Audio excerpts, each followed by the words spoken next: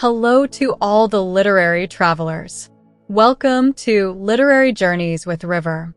Today, we bring you a summary of the second book in the Outlander series, Dragonfly in Amber. Remember, this is just an illustrated summary of the story, not the entire book. So if you want to know all the details of Claire and Jamie's adventures, we recommend reading the book. Let's get started. Part 1. Through a Glass. Darkly. Inverness, 1968. Chapter 1. Roger Wakefield was overwhelmed by the weight of the inheritance left by his late adoptive father, Reverend Reginald Wakefield. Surrounded by Victorian furniture, antiques, and thousands of books, Roger found himself in the rectory, reflecting on the daunting task of organizing and deciding what to do with all the objects and memories his father had never discarded. The study's walls were lined with shelves crammed with books of all kinds, from mystery novels to leather-bound volumes, mixed with pamphlets, brochures, and manuscripts. The entire house followed the same pattern, a chaos of papers, furniture, and stacked memories. Roger, who had taken a month's leave from his job at Oxford, was trying to come to terms with how to tackle this Herculean task, aware that just in the study, he would need weeks to go through everything. While lost in these thoughts, absent-mindedly stroking a snuff box that belonged to his father, Roger was interrupted by the sound of the doorbell. After a brief struggle to unlock the rectory door, he found a woman standing on the threshold, Claire Randall. Although Roger didn't recognize her at first, she introduced herself as an old friend of the Reverend, mentioning that she hadn't seen him since Roger was 5 years old. Claire was accompanied by her daughter, Brianna Randall, a young woman nearly 6 feet tall, with reddish hair and an imposing presence. Roger invited them in and led them to the Reverend's study. During the conversation, Claire mentioned that she had come to Scotland so that Brianna could get to know the place since, although she was American, she had English roots.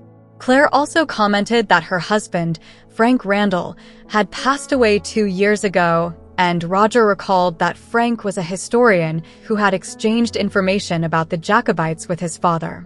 Claire revealed that she had a small historical project in mind and needed help researching what had happened to a group of men who fought in the Battle of Culloden in 1745. She handed Roger a list of names, hoping to find out how many of them had survived. Although Roger was overwhelmed by his own tasks, he couldn't resist the idea of getting involved in the project, especially since he felt a growing attraction to Brianna. The next day, Roger was torn between the temptation to dive into Jacobite research and the obligation to organize his father's study. Finally, he decided that the next day he would start investigating the men of Culloden, using a possible visit to a nearby stone circle as an excuse that might interest the Randalls. Meanwhile, Claire and Brianna enjoyed a day at Loch Ness, though inclement weather forced them to return early to the guest house where they were staying. Back in their room, Claire took out some of her late husband's books from her suitcase, intending to donate them to the Inverness library. However, as she reviewed the list of names she had given Roger, she was overcome by the weight of memories and nostalgia, murmuring the names as if they were prayers. In the quiet night of the Highlands, Claire began to take the first steps toward a past that still haunted her. Chapter 2. The next morning, Roger left the Culloden Museum with a pile of notes, but also with a growing sense of confusion. What seemed like a simple historical research task was becoming increasingly complex and strange.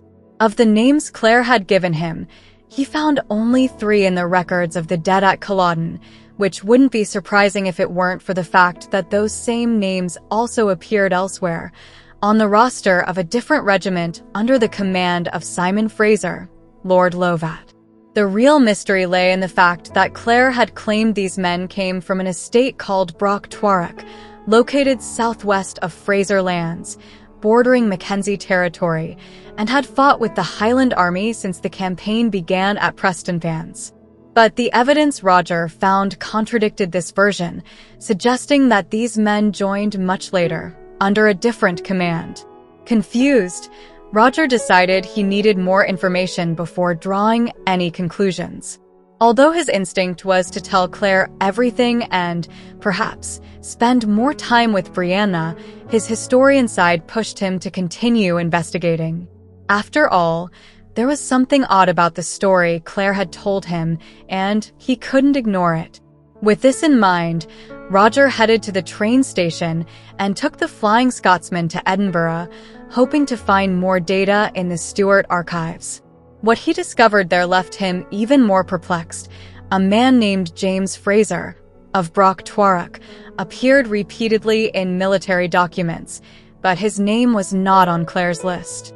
This James Fraser seemed deeply involved in the Jacobite campaign, but there was no trace of him on the list Claire had provided. Why would she omit such an important name? Roger returned to Inverness with his head full of questions, but no clear answers. The next day, he decided to visit the ruins of Broch Tuareg, seeking any clues that might shed light on the mystery. There, among the ruins, he found a family cemetery, but the gravestones, some of them illegible, didn't provide the information he was looking for. It was a beautiful and remote place, but he couldn't understand why Claire would want to keep her daughter away from there. That afternoon, Claire and Brianna went to Roger's house for tea and to hear his findings. Roger told them the little he had discovered. Some men on the list had emigrated to America, others died shortly after Culloden, and a few appeared in parish records from other localities. Claire seemed oddly relieved by this information, as if it confirmed something she already knew. The conversation flowed between trivialities and deeper topics, and Roger noticed that although Brianna seemed indifferent, the tension in Claire was palpable. As they talked, Roger couldn't help but wonder about Captain James Fraser, whose absence from Claire's list still intrigued him. When he finally dared to ask her, Claire responded evasively, claiming she knew what had happened to him and that he had died at Culloden. However, her response was so cold and controlled that Roger couldn't help but doubt her. That night, while trying to distract himself with other tasks in the Reverend's study, Roger discovered something that left him stunned: a set of newspaper clippings detailing Claire's disappearance and subsequent reappearance in 1948, 3 years after she had been declared dead. The most shocking revelation was that Claire had returned pregnant. Roger immediately realized that Brianna must have been born shortly after that date, implying that her real father wasn't Frank Randall but someone Claire had met during those 3 years of absence. Roger was astonished. Everything seemed to fit. Claire's insistence that Brianna not go to certain places, the omission of certain names from the list, and now, the discovery that Brianna wasn't Frank Randall's biological daughter. He decided he had no choice but to wait for Claire to reveal the truth to her daughter, although the idea filled him with unease.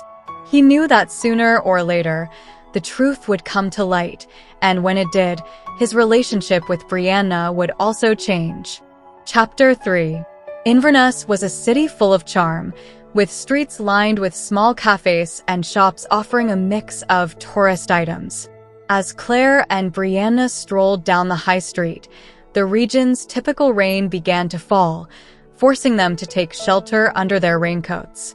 Brianna's mood remained light, joking about the ever-present rain, while Claire, lost in thought, dealt with the pressure of the truth she needed to reveal to her daughter.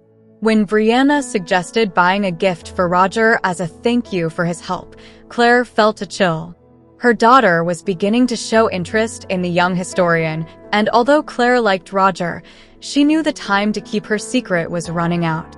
She needed to find the right moment to tell Brianna the truth about her past, but it wasn't yet.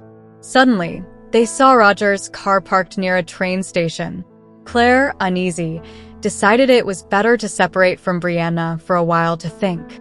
Instead of accompanying her to the kilt shop, she asked her daughter to go alone, claiming she had to send a letter to the hospital. Although Bri was surprised, She accepted the excuse and went off on her own. Claire took a taxi to the Reverend's house, hoping to speak with Fiona, Roger's housekeeper. She wanted to learn more about Fiona's grandmother's past, who, as she remembered, had been interested in folklore and ancient Scottish beliefs. She felt it was a necessary step before opening up to Brianna. Meanwhile, back at the guest house, Brianna prepared to go to Culloden with Roger. She wore a silk scarf that Frank, her late father, had brought her from Paris, a gift that had always reminded her of her father's affection. But although she was excited about the outing, her concern for her mother's health was evident. Claire, however, insisted that she was fine and encouraged her daughter to go ahead with her plans. Once Brianna and Roger left, Claire, still in bed, allowed herself a moment of indulgence, taking out a chocolate bar she had hidden in the nightstand. Though she tried to relax, her thoughts turned to the grim moor of Culloden, a place filled with history and pain. She remembered the brutal cold of April 1746 when Scottish soldiers fought and fell under Bonnie Prince Charlie's leadership. The cruelty of the Duke of Cumberland and the horrendous conditions faced by the wounded and dying made her stomach turn, strengthening her resolve never to return to that place. As the storm raged outside, Claire decided it was best to stay in bed, pretending the discomfort she had used as an excuse to avoid accompanying Brianna and Roger. With a full stomach from chocolate and a mystery novel in her hands, she tried to pass the day, but sleep finally overtook her, taking her to a dream world populated by Highlanders in kilts, figures from the past that still weighed on her heart. Chapter 4. The day Roger and Brianna visited the Culloden Visitor Center began with a somber tone, but also with a certain fascination. Upon entering, Brianna was surprised to see the figure of the Duke of Cumberland, a short, stout man who contrasted with the tall, slender figure of Charles Edward Stuart, also known as Bonnie Prince Charlie. Roger explained that Cumberland, nicknamed Butcher Billy, not only commanded the English army at the Battle of Culloden but also initiated a brutal campaign of repression in the Highlands, exterminating survivors and destroying their homes. Despite the centuries that had passed, the hatred toward him was still palpable in Scotland. After this introduction, they stepped out into the cold moor where the battle had been fought. The wind-stirred banners marking the positions of the two commanders, safely distant from the real danger of combat. As they walked, Roger recounted to Brianna how generals directed the battle from the rear and how Bonnie Prince Charlie ultimately fled so quickly that he left behind his silver cutlery set. Roger took the opportunity to share some historical tidbits, such as the origin of the nickname Bonnie Prince Charlie, which was actually a misinterpretation of Gaelic. Brianna, smiling, let herself be carried away by Roger's explanations, enjoying his enthusiasm as they walked along the gravel paths leading to the battlefield. The moor's silence grew deeper as they approached the clan graves. The moss-covered, barely legible headstones marked the resting place of the fallen warriors from McGillivray, MacDonald, Fraser, Grant, Chisholm, and Mackenzie. Brianna, moved, knelt to touch the heather sprig someone had left as a tribute on one of the headstones, wondering who had placed them there. Roger explained that they were offerings left by descendants or those who wished to remember the fallen. On the way back to the car, the melancholy of Culloden dissipated, and their conversation became more lively and cheerful. Brianna expressed her regret that her mother hadn't joined them on the visit, which made Roger feel a small relief for having had the opportunity to be alone with Brianna. However, when Brianna mentioned that Claire seemed worried, Roger felt a knot in his stomach. The conversation then shifted to lighter topics, and Brianna offered to help Roger with his project, suggesting they spend the next day in the garage, searching through the Reverend's old papers. The next day, Brianna arrived alone at the rectory while her mother researched at the library. Roger and Brianna got to work, sorting through dust and forgotten boxes, sharing laughs and anecdotes. Brianna, her curiosity piqued, found a box labeled Randall, which excited her. Inside, they discovered a family tree tracing back to her father Frank Randall's ancestors, including an ancestor named Jonathan Wolverton Randall, an English army captain who fought at Culloden. The mention of Jonathan Randall, a figure Frank often spoke of, left Brianna intrigued. However, before they could delve further into the documents, Fiona appeared with an urgent message for Roger, forcing him to interrupt the search. Later, in the privacy of his study, Roger immersed himself in one of Reverend Wakefield's journals, hoping to find some clue about the Randalls. What he discovered left him with more questions than answers. In May 1948, shortly after Claire's reappearance following her mysterious disappearance, the Reverend noted that although Claire seemed sane, she harbored a terrible secret. He also mentioned Claire's delicate health due to a pregnancy. The journal also spoke of Frank's request to investigate Jonathan Randall and a certain James Fraser, leaving Roger intrigued about the connection between these figures and Claire's disappearance. That night, Brianna, already in bed, shared with her mother Roger's invitation to visit Street Kilda, an old church. Although Claire agreed, she felt the pressure of the truth she had to reveal, fearing the moment when she would have to tell her daughter everything. In the early morning, Claire awoke startled, remembering a disturbing dream in which a loud, possessive voice said, "You are mine. Mine. And I won't let you go."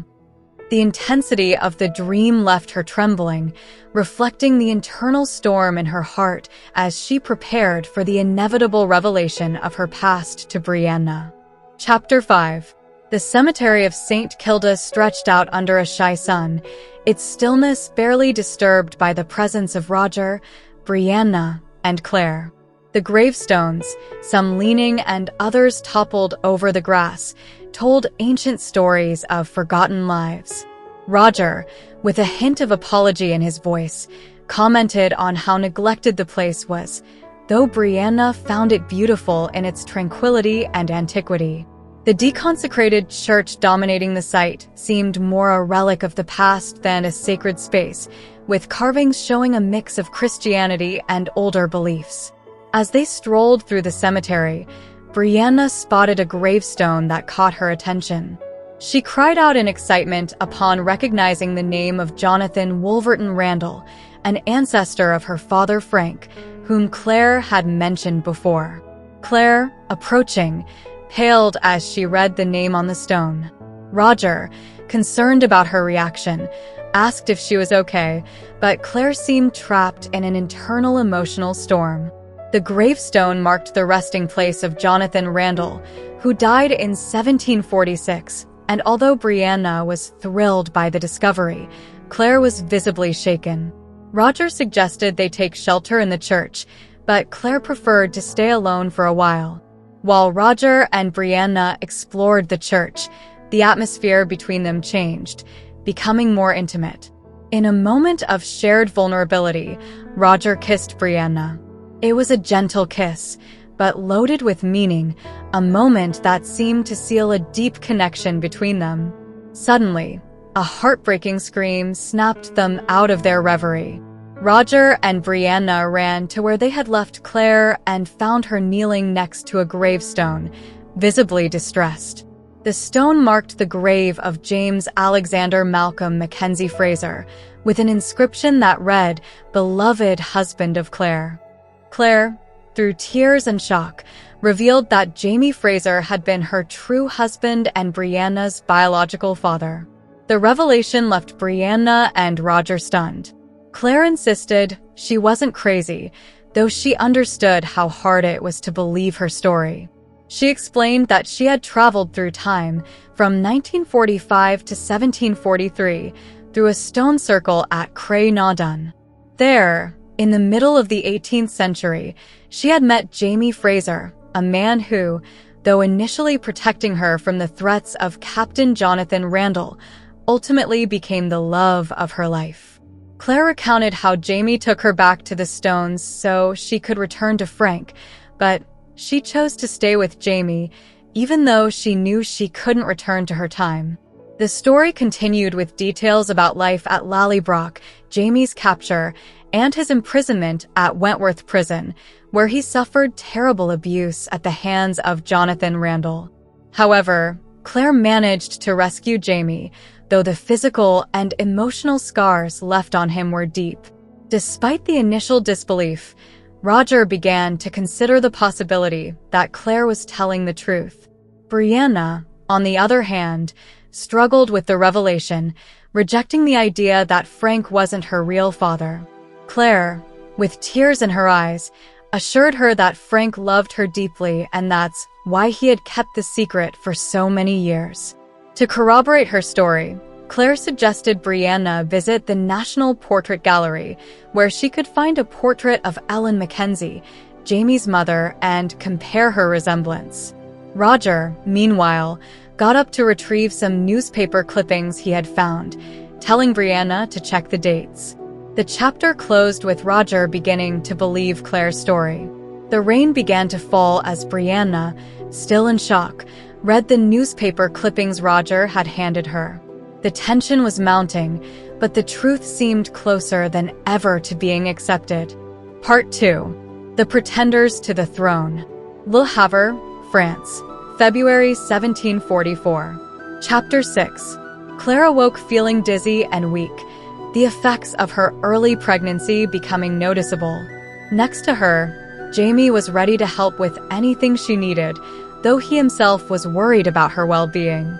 After a brief and affectionate exchange, Jamie dressed and prepared to leave, but not before showing his concern about leaving Claire alone. However, Claire insisted she was fine, convinced that her morning sickness was normal and that she didn't need additional care. Despite the daily routine, they shared a moment of intimacy, a respite amid the worries and dangers surrounding them. The scene took place in their small inn room in Le Havre, France, where the cold of the French winter barely affected them thanks to the warmth they shared. Later, Claire remembered how they had arrived in Le Havre. Jamie had received a proposal to accompany Prince Charles Edward Stuart in Paris, an assignment offered by his uncle Alexander, Abbot of St. Anne. Although they initially planned to head to Rome, they decided to accept the abbot's offer and collaborate with the Jacobite cause while trying to stop the rebellion that Claire knew would end in disaster for Scotland. In Le Havre, they met with Jared Fraser, a prosperous wine merchant and Jamie's cousin. Jared offered them the management of his business in France while he attended to other matters abroad. Jamie accepted the offer, which would provide them with a base of operations in Paris and a means of subsistence, though it also meant that Claire would have to organize soirees for the Parisian elite, a task that intimidated her, but one she accepted with determination. During their stay in Le Havre, an alarming situation arose when a case of smallpox was discovered on one of the ships in the port. Confident in her immunity due to the vaccine, Claire insisted on examining the patient, confirming that he indeed had smallpox. This caused great agitation, as the law required the ship to be destroyed to prevent the spread of the disease. The ship's captain and a nobleman, the Comte de Saint-Germain, reacted furiously upon learning that their valuable cargo and ship would be destroyed.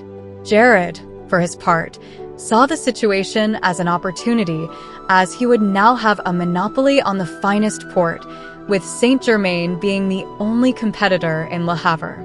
However, this confrontation with Saint-Germain was not without danger. Jared and Jamie warned Claire that the Comte might seek revenge, as he was known for his cruelty. Jared tried to downplay the risk, assuring her that he had taken measures to protect himself and them, but Claire realized she was entering a world where business and politics dangerously intertwined with personal life. That night, Claire and Jamie watched from the tavern as the Patagonia, the Comte's ship, was towed out of the port and then set on fire to prevent the spread of smallpox. The flames consumed the ship quickly, a clear sign of how ruthless the world they now found themselves in was. Though they had avoided an immediate danger, Claire couldn't shake the feeling of unease, aware that their new life in France was fraught with challenges and threats, both visible and hidden. Chapter 7. Jamie and Claire's new life in Paris began with their arrival at Jared's elegant house, located on Rue Tremelins, in a luxurious neighborhood. The residence, though comfortable and well-furnished, had a restrained elegance, lacking the opulence of the great mansions of the nobility. Murtaugh, accustomed to more rustic conditions, expressed his preference for finding a simpler place for himself, and Jamie, jokingly, suggested he could sleep in the stable if he preferred. The house reflected the life of a busy bachelor. Jared, not having a wife, ran his household efficiently, relying on his staff. Jamie explained to Claire that although Jared had a mistress, he wasn't interested in marriage, believing that a wife demanded too much time and money, something he preferred to dedicate to his business. While Jamie occupied himself with learning the ins and outs of the wine business and establishing useful connections for the Jacobite cause, Claire explored the house and familiarized herself with the servants.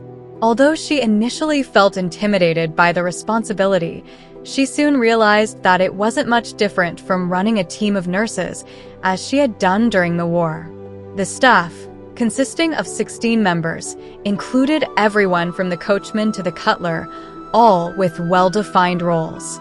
Marguerite, a young and talkative maid, told Claire some local gossip, including rumors about the Comte de Saint-Germain, a man said to have sold his soul to the devil and practiced dark rituals. This shadowy figure was also a competitor of Jared in the wine business, adding a layer of tension to their interactions.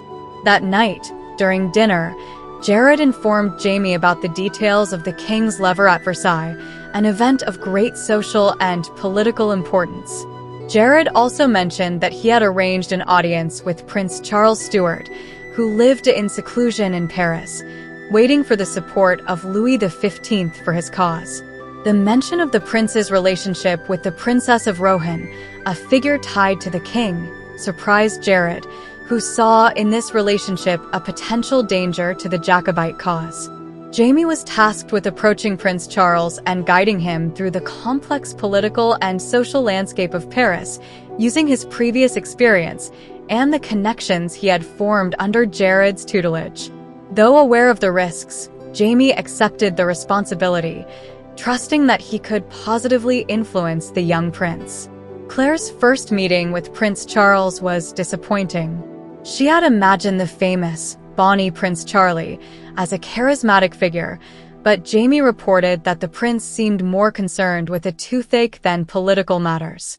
Despite the trivial conversation about hunting and their mutual love for it, Jamie felt he had established a foundation for future interactions with the prince. Days later, Jamie had the opportunity to attend King Louis XV's Lever at Versailles, a daily ceremony that combined the monarch's personal routine with political formality. The king, visibly exhausted and grumpy from lack of sleep, barely paid attention to the nobles kneeling before him. However, when Jamie presented himself, the king, half asleep, noticed his height and asked an unexpected question: "Do you know how to dance?" Jamie, though surprised, replied affirmatively, and the audience continued with the usual formalities. Claire was fascinated by the details Jamie recounted about the court, including the more intimate and less glorious part of the lever, where the king relieved himself while the nobles assisted with the same solemnity they displayed at other times in the ritual. Amused by the court's extravagance, Jamie was also aware of the responsibility his position entailed. With his distinctive Fraser cape, a symbol of his heritage and duty, Jamie reflected on his destiny as his clan's leader and the burden that came with it. In the intimacy of their home, Jamie shared with Claire his desire to fulfill his duty to his people, even if it meant giving up a quiet and simple life with her. Claire, recognizing the magnitude of the mission they had undertaken, was committed to moving forward, even though the task of changing the course of history seemed overwhelming. Chapter 8. Jamie's life in Paris was divided between royal audiences and managing Jared's business, which kept him busy from early morning until late at night. Accompanied by Murtagh, he supervised deliveries, visited the docks on the Seine, and explored the city's taverns, always staying alert in an environment that, though far from home, required his full attention. Claire, on the other hand, found it difficult to adapt to the house's routine. Despite her initial concern about running the household, Madame Vianet, the head cook, made it clear that she was in control. Claire approved the menus and oversaw the expenses, but her role was limited to these minor tasks. The social life at Jared's house continued, with dinners where exiled nobles, Jacobites, and wealthy merchants mingled, but the monotony weighed on her. In search of something to do, Claire began helping Jamie with the bookkeeping, copying entries into the ledger. One afternoon, while working in the study, they received a visit from Mr. Silas Hawkins, a prosperous English merchant specializing in the export of spirits. Hawkins, a jolly-looking man but with a shrewd mind, ordered 2 barrels of Flemish brandy. Though their conversation seemed harmless, Jamie couldn't help but feel the pressure of Hawkins' questions about political rumors and Charles Stuart's presence in Paris. Hawkins mentioned that his niece, Mary Hawkins, would be arriving in Paris to marry a French nobleman, a good match arranged by her family. When Claire heard the name Mary Hawkins, something clicked in her memory. She immediately connected the name to a family tree she had seen, one that linked Mary Hawkins to Jonathan Randall, the infamous Black Jack. Claire remembered that Mary was not destined to marry a French viscount but Randall, which left her deeply disturbed. That night, as they discussed the matter, Claire and Jamie revisited the dark shadow of Jonathan Randall. Although they both believed Randall had died in Wentworth Prison, the possibility that Mary Hawkins might change her fate and not marry him meant that the course of history could be altered. This thought troubled Jamie, who feared both for the future of his country and for the memory of the horrors he had suffered at Randall's hands. Jamie's nightmares assaulted him again that night. Claire found him sitting by the window, struggling with the ghosts of his past. Trapped in a dream that took him back to Wentworth Prison, Jamie relived the torment inflicted by Randall. Although Claire tried to comfort him, Jamie resisted, afraid of mixing his love for her with the memories of his torture. Jamie's anguish was palpable, but eventually, he calmed down and finally fell back asleep. The next day, Claire decided to look for herbs to help Jamie sleep better. She visited the shop of a well-known herbalist, Maître Raymond, a peculiar man whose appearance resembled a giant frog. Raymond's shop, filled with jars labeled with exotic names and strong aromas, had an air of mystery and magic. Raymond, with his friendly demeanor and deep knowledge, showed Claire several ingredients and discussed the healing properties of plants. Claire, intrigued by the place, found in Raymond an unexpected ally, someone who, though wrapped in an aura of mystery, shared her interest in healing and the secrets of nature. During their conversation, the shop was interrupted by the arrival of the Viscountess of Rambo, a temperamental customer who demanded a potion for unclear purposes. Raymond, accustomed to dealing with high society figures and their whims, handled the situation calmly, demonstrating his ability to navigate a world where appearances and rumors were as important as the remedies he offered. As she left the shop, Claire felt a little lighter, though aware of the challenges that still lay ahead. Raymond's shop, with its mix of superstition and science, was a reflection of the world they found themselves in, a place where past and present, reality and magic, intertwined in unexpected ways. Chapter 9. Claire prepared for a night at the court of Versailles, tightening a corset that, though uncomfortable, accentuated her figure in a deep red dress, the shade of blood of Christ. When Jamie saw her, He was speechless, amazed at how provocative the outfit was. Although he initially expressed concern about how revealing the dress was, Claire convinced him that she needed to dress fashionably to attract attention at court, just as he had asked her to. Resigned, Jamie warned her to be careful, as the dress might attract unwanted glances. At court, the dress served its purpose, attracting the noble's attention.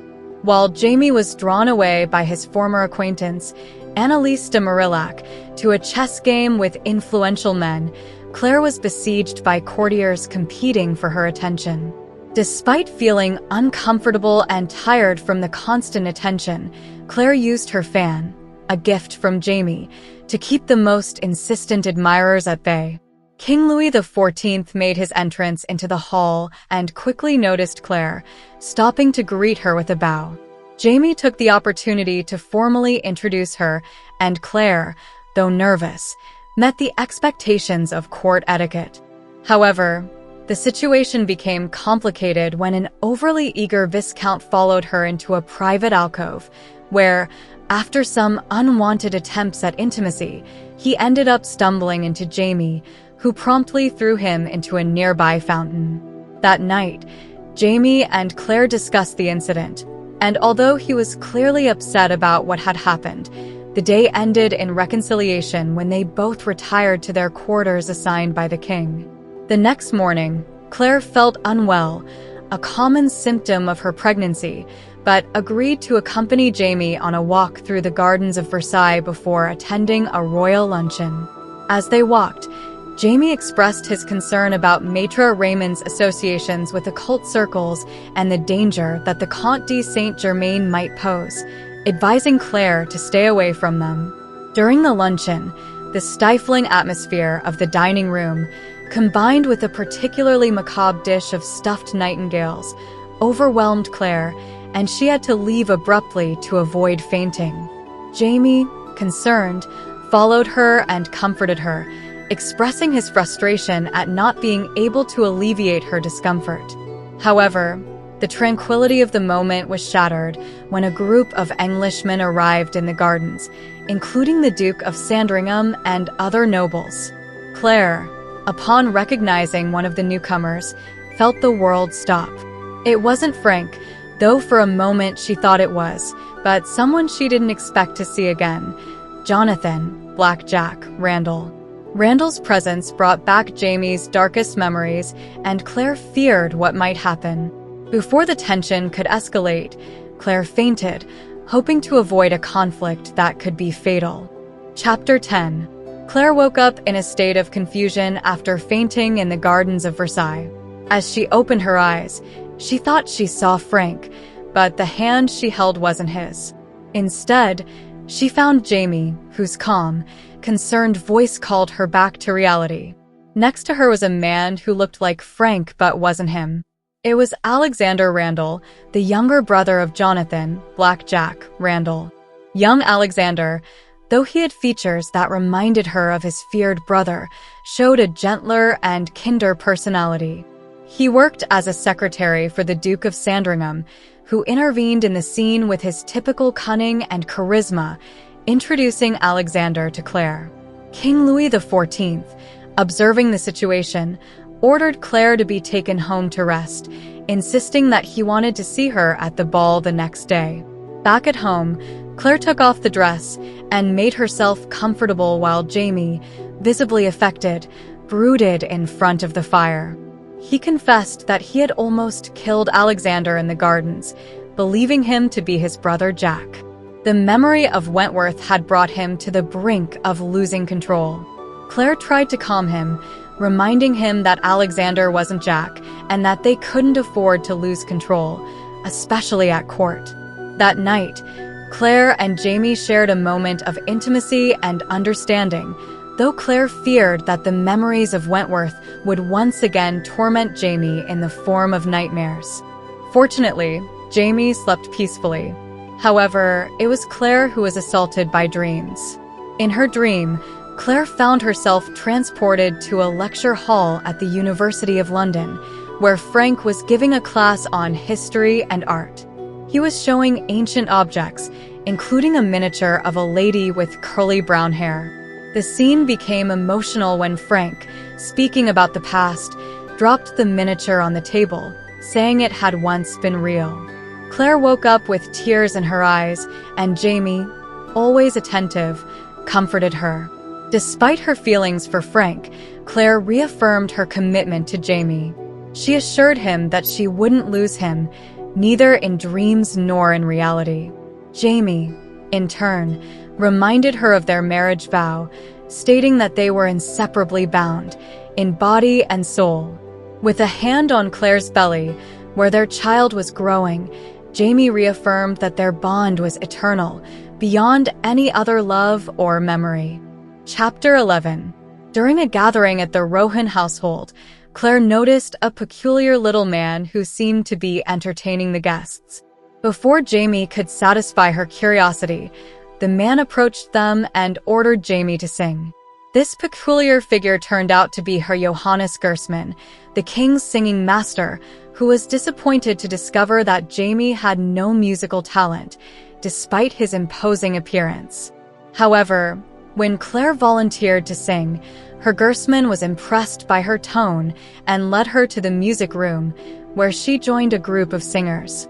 Louise de Rohan, the hostess of the evening, was a vibrant and lively presence, delighted to introduce Claire to the other guests, including a young Englishwoman named Mary Hawkins, who was extremely shy and stuttered when speaking. Sensing the young woman's nervousness, Claire took her to a secluded corner to help her feel more comfortable, eventually encouraging her to join the choir unnoticed. Meanwhile, Jamie noticed the presence of Anneliese de Marillac, a former flame, and recalled how, in his youth, he had fought a duel for her love. Despite winning the duel, Anneliese married the other man, leaving Jamie devastated at the time. Seeing her again now, Jamie reflected on how far he had come since those days. The story moved to the following evening when Claire decided to visit Louise de Rohan to offer her comfort after a quarrel she had with her lover, Prince Charles Stuart, the previous night. However, what Claire did not expect was the sudden appearance of Prince Charles at her own home late at night, injured by a monkey bite. Despite the odd situation, Claire tended to the prince's wound with professionalism, while Jamie handled the discomfort of having the heir to the Scottish throne in his house under such unusual circumstances. Later, Claire and Jamie discussed her desire to work at L'Hôpital de Angers, a charity hospital. Jamie, concerned about her safety and the well-being of their child, was reluctant to agree, leading to a tense exchange between them. Eventually, Claire agreed to think about the decision, while Jamie also promised to reflect on it. The chapter ended with a moment of intimacy between Claire and Jamie, where they discussed names for their future child and laughed about cultural differences, such as the Parisian custom of removing all body hair, which deeply puzzled Jamie. Despite their differences, their love and commitment to each other were evident, solidifying their bond amidst the many uncertainties and challenges they faced. Chapter 12. Despite his initial reservations, Jamie allowed Claire to visit L'Hôpital de Angers, although he insisted she be accompanied by Myrta due to the dangerous neighborhood near the cathedral. Claire, excited at the opportunity to feel useful again, eagerly accepted Jamie's conditions. Upon arriving at the hospital, Claire was introduced to Mother Hildegard, an imposing figure nearly 6 feet tall, thin, and wrapped in black wool. Her strong presence and resonant voice dominated the hospital, where she managed everyone, from nuns to patients, with efficiency and authority. Though initially skeptical of the usefulness of the court ladies accompanying Claire, Mother Hildegard soon realized that many of them did not have the stomach to endure the hospital's dire conditions. Most of the ladies quickly fled after confronting the harsh realities of diseases and wounds, leaving Claire and Mary Hawkins as the only survivors of the group. Claire, demonstrating her medical skills, diagnosed a patient with diabetes just by observing her urine, which impressed Sister Angelique. As Claire toured the hospital, She encountered a variety of diseases and injuries that sparked her professional interest and compassion. Mother Hildegard, who had initially interacted little with Claire, began to observe her more closely, recognizing her abilities and genuine desire to help. The hospital had an unusual assistant, Boughton, a small white dog that accompanied Mother Hildegard. Boughton was not just a companion animal, but an invaluable aid in diagnosing diseases. On one occasion, Boughton accurately identified a hidden infection in a patient, allowing Claire to treat the wound properly. This event cemented the mutual respect between Claire, Mother Hildegard, and her faithful dog. Claire's relationship with the hospital quickly strengthened. Although some of the doctors working there were incompetent or disinterested, Claire found the hospital to be a refuge from the superficial and treacherous world of the court.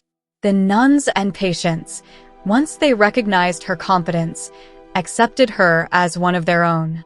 Meanwhile, at home, Jamie revealed that he had hired a young pickpocket, whom he had renamed Fergus, to steal important letters related to the Jacobite cause.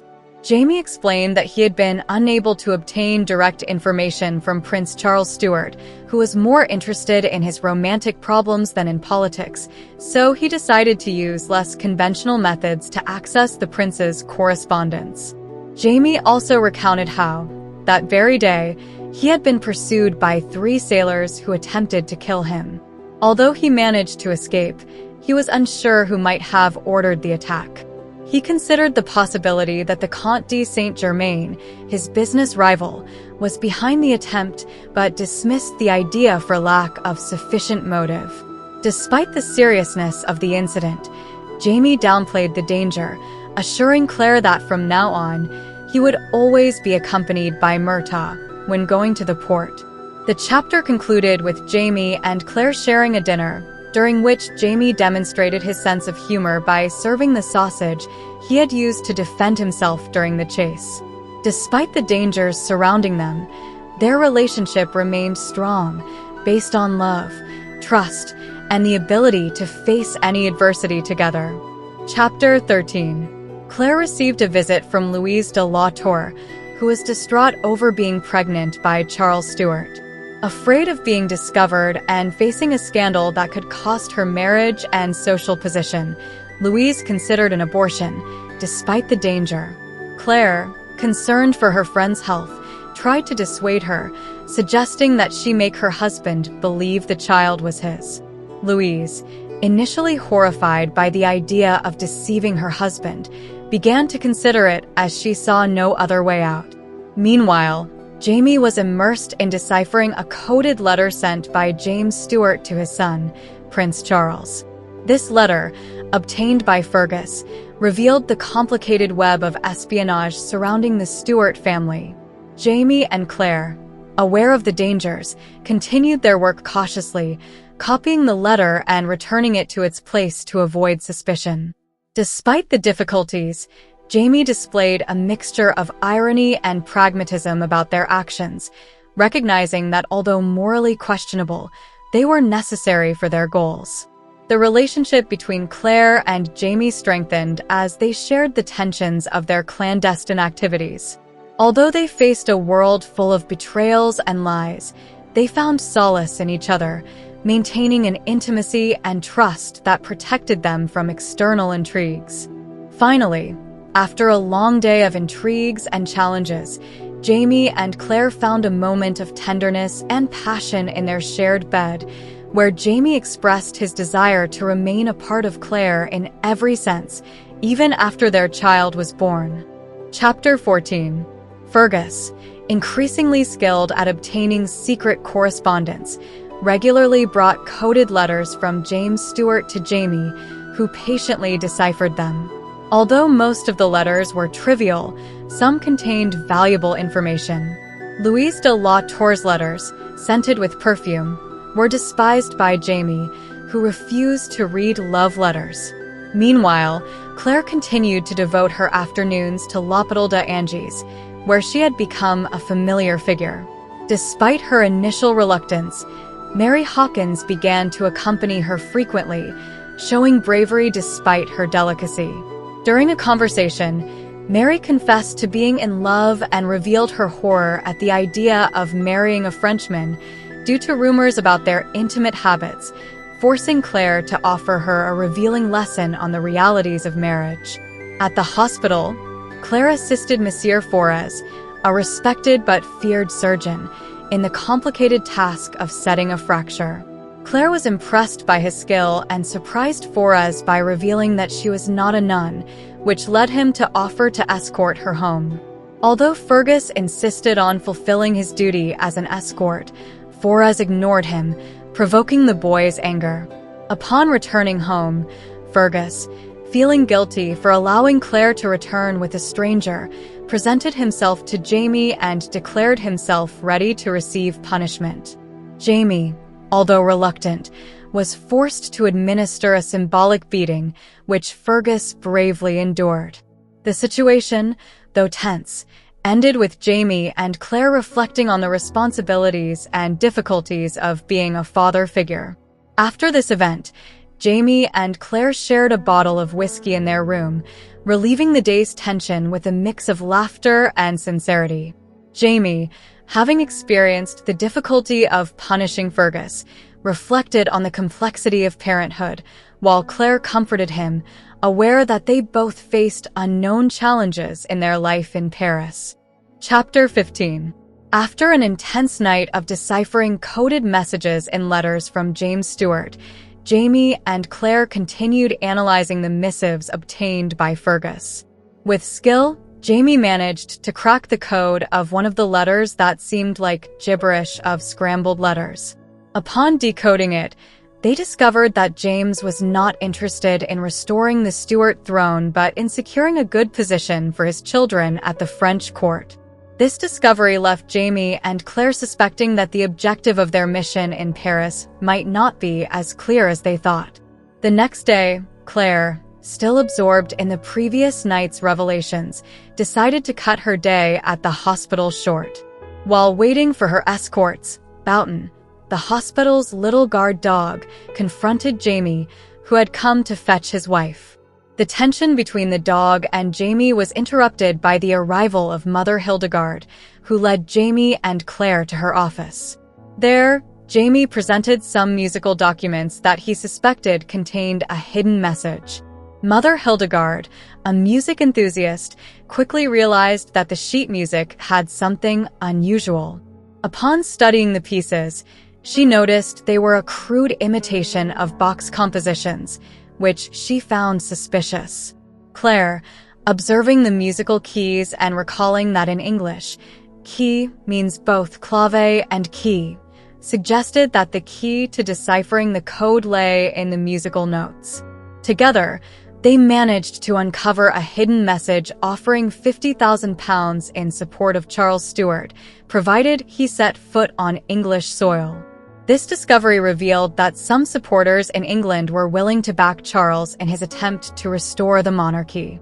However, Jamie and Claire realized that James III might not be aware of this plan, suggesting that Charles might be acting on his own, complicating the political situation even further. Finally, Jamie reflected on what they had discovered and decided it was crucial to stay alert to any movements by the English in Paris, as they might be looking to secure their investment in Charles. Claire, for her part, made a sharp comment about Silas Hawkins, leading Jamie to admire not only her beauty but also her intelligence, and to promise to investigate more about Hawkins' business connections with the royalty. Chapter 16. Time passed without significant progress for Jamie and Claire in their attempts to influence Prince Charles Stuart and prevent an uprising that could be disastrous. Meanwhile, Prince Charles continued to be ignored by King Louis of France and spent his time in taverns and social gatherings, where he indulged his fondness for alcohol and women. Jamie, often accompanying him on his escapades, tried to gather any useful information while bearing the burden of maintaining appearances among the French aristocracy. In parallel, Jamie engaged in chess games with Monsieur Duvernay, the finance minister, as part of a strategy to get closer to the upper echelons of Versailles. While Jamie focused on the games, Claire seized opportunities to socialize with the court ladies, trying to pick up any gossip or information that might be useful. However, the possible restoration of the Stuarts seemed of little interest to the French nobility, who dismissed Prince Charles and his cause. One night, Claire and Jamie spent the night in Versailles after a long chess match, but what seemed like a quiet night turned into a nightmare for Claire. She awoke in the middle of intense pain in her abdomen, fearing she was losing her baby. The pain was so severe that Jamie, frightened, ran for help, and a royal doctor was called to examine her. Fortunately, it was not a miscarriage, but pain caused by buckthorn, a potent laxative that someone had put in her drink. The next day, Claire confronted Master Raymond in his shop, accusing him of poisoning her. Raymond, though initially frightened, explained that he was not the one who had tried to kill her, but he had sold buckthorn to 2 people, suggesting that someone else might be trying to harm her. Although Raymond was remorseful for the incident, he warned her that the danger might not be over and gave her a magic stone that changed color in the presence of poison, so she could protect herself in the future. Back home, Jamie and Claire reflected on the possible enemies behind the attempted poisoning. Jamie, aware of the danger they faced, decided to investigate further the rumors about the Comte de Saint-Germain, who might be involved in occult activities. Meanwhile, Claire and Jamie knew they had to be more vigilant than ever, as the threat to their safety was real and imminent. Chapter 17. Murtaugh was assigned to watch the Comte de Saint-Germain, who was under suspicion after recent events. However, he discovered nothing out of the ordinary, except for a visit from Prince Charles Stuart, who spent an hour at the Comte's house, a fact that was unsettling. Meanwhile, Charles began seeking Jamie's company more frequently on their nightly outings, which seemed more related to Louise de la Tour's pregnancy than any dark machinations. Jamie's excursions with Charles became routine, with Jamie returning in the early hours of the morning, smelling of liquor and tobacco. One morning, however, Claire woke up to the cold light of dawn and discovered that Jamie had not returned home. Distressed, Claire mobilized the servants to find him, sending Murtaugh to investigate in Montmartre, where Charles had his residence. Fearing the worst, she imagined Jamie lying in a ditch, a victim of an attack in the Parisian night. To her relief, Jamie returned home at dawn, looking disheveled and smelling of a mix of alcohol and cheap perfume. As Claire helped him undress, she discovered bite marks and scratches on his thigh, suggesting his night had been much more intense than she had imagined. Jamie explained that he had spent the night defending his virtue in a brothel, where Charles and other nobles indulged in debauchery. Despite the compromising circumstances, Jamie assured Claire that he had not participated in the orgies, but his accounts led to a heated argument between them. The argument escalated as Claire, feeling betrayed and confused by Jamie's contradictory signals, confronted him about his deepest desires and fears. Jamie admitted that, since his traumatic experience at Wentworth, he had struggled with conflicting feelings about desire and control, which had left an emotional scar. As the tension between them grew, so did their mutual understanding, leading to a passionate reconciliation. The next morning, Claire experienced the baby's movements in her womb for the first time, an intimate sensation that filled her with wonder. Although she was tempted to share the moment with Jamie, she decided to keep it as a small secret between her and her child, a reminder of the new life growing inside her and the special bond they shared. Part 3. Bad Luck. Chapter 18. In early May, an explosion rocked the Royal Arsenal in Paris, caused by a guard's negligence. Although Claire was at l'Hôpital d'Angers, she was soon affected by the chaos as many of the injured were brought to her hospital. After a long day of tending to the mutilated, Claire prepared to return home, accompanied by Murtaugh and Mary Hawkins, when they found themselves in a dangerous situation. As they walked through the dark streets, they were ambushed by a group of masked men. Myrta was struck from behind and knocked unconscious, while Claire and Mary were restrained by their attackers. Although Claire tried to resist, the men overpowered her, and one of them forcibly kissed her. Meanwhile, another of the men began to sexually assault Mary, who struggled desperately to escape. The attackers were not common criminals. They were noblemen, dressed in fine clothes. One of them, recognizing Claire as the White Lady, showed a superstitious fear, causing a brief moment of confusion among the assailants. Seizing the distraction, Claire managed to break free and kicked one of the men attacking Mary, while the others fled in terror. In the midst of the chaos, Alexander Randall appeared, having been following Mary out of his devotion to her. Despite his efforts to comfort her, Mary was too traumatized to respond. Shortly afterward, Jamie and Fergus arrived at the scene and rushed to help. Jamie freed Myrta and, together with Claire, tried to manage the situation. Although Claire wanted Mary to receive medical attention, Jamie insisted on protecting her reputation, as if it were known that she had been raped, her future would be ruined. That same night, Claire and Jamie had to attend an important dinner hosted for the Duke of Sandringham, with several guests in attendance, including the enigmatic Comte de Saint-Germain.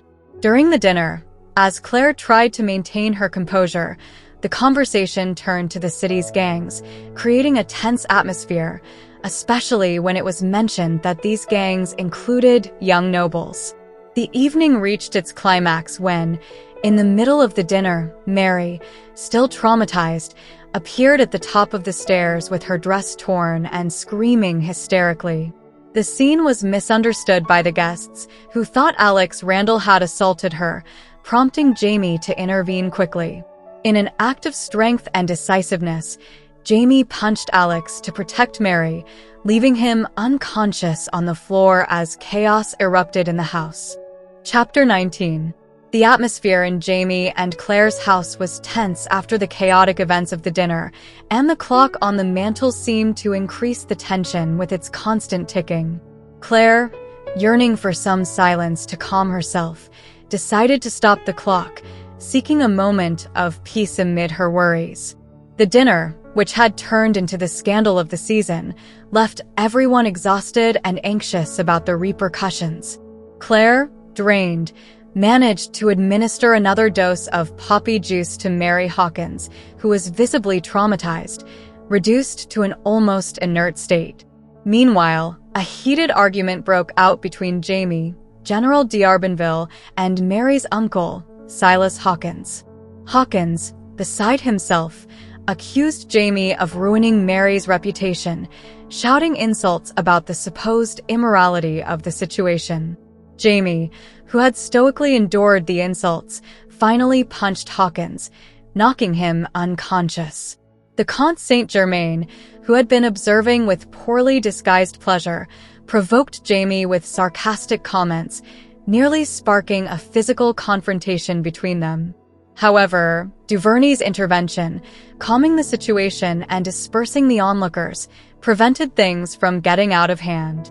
Finally, Jamie was taken by the royal guard to the headquarters at the Bastille, while Claire remained at home, worried about her husband and what the future might hold for them. Myrta, with his battered face and intact dignity, decided to accompany Jamie, which left Claire slightly more at ease.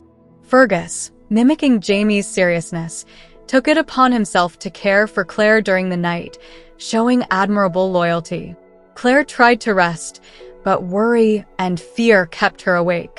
Her mind filled with disturbing images and thoughts about the night's events and the possible consequences.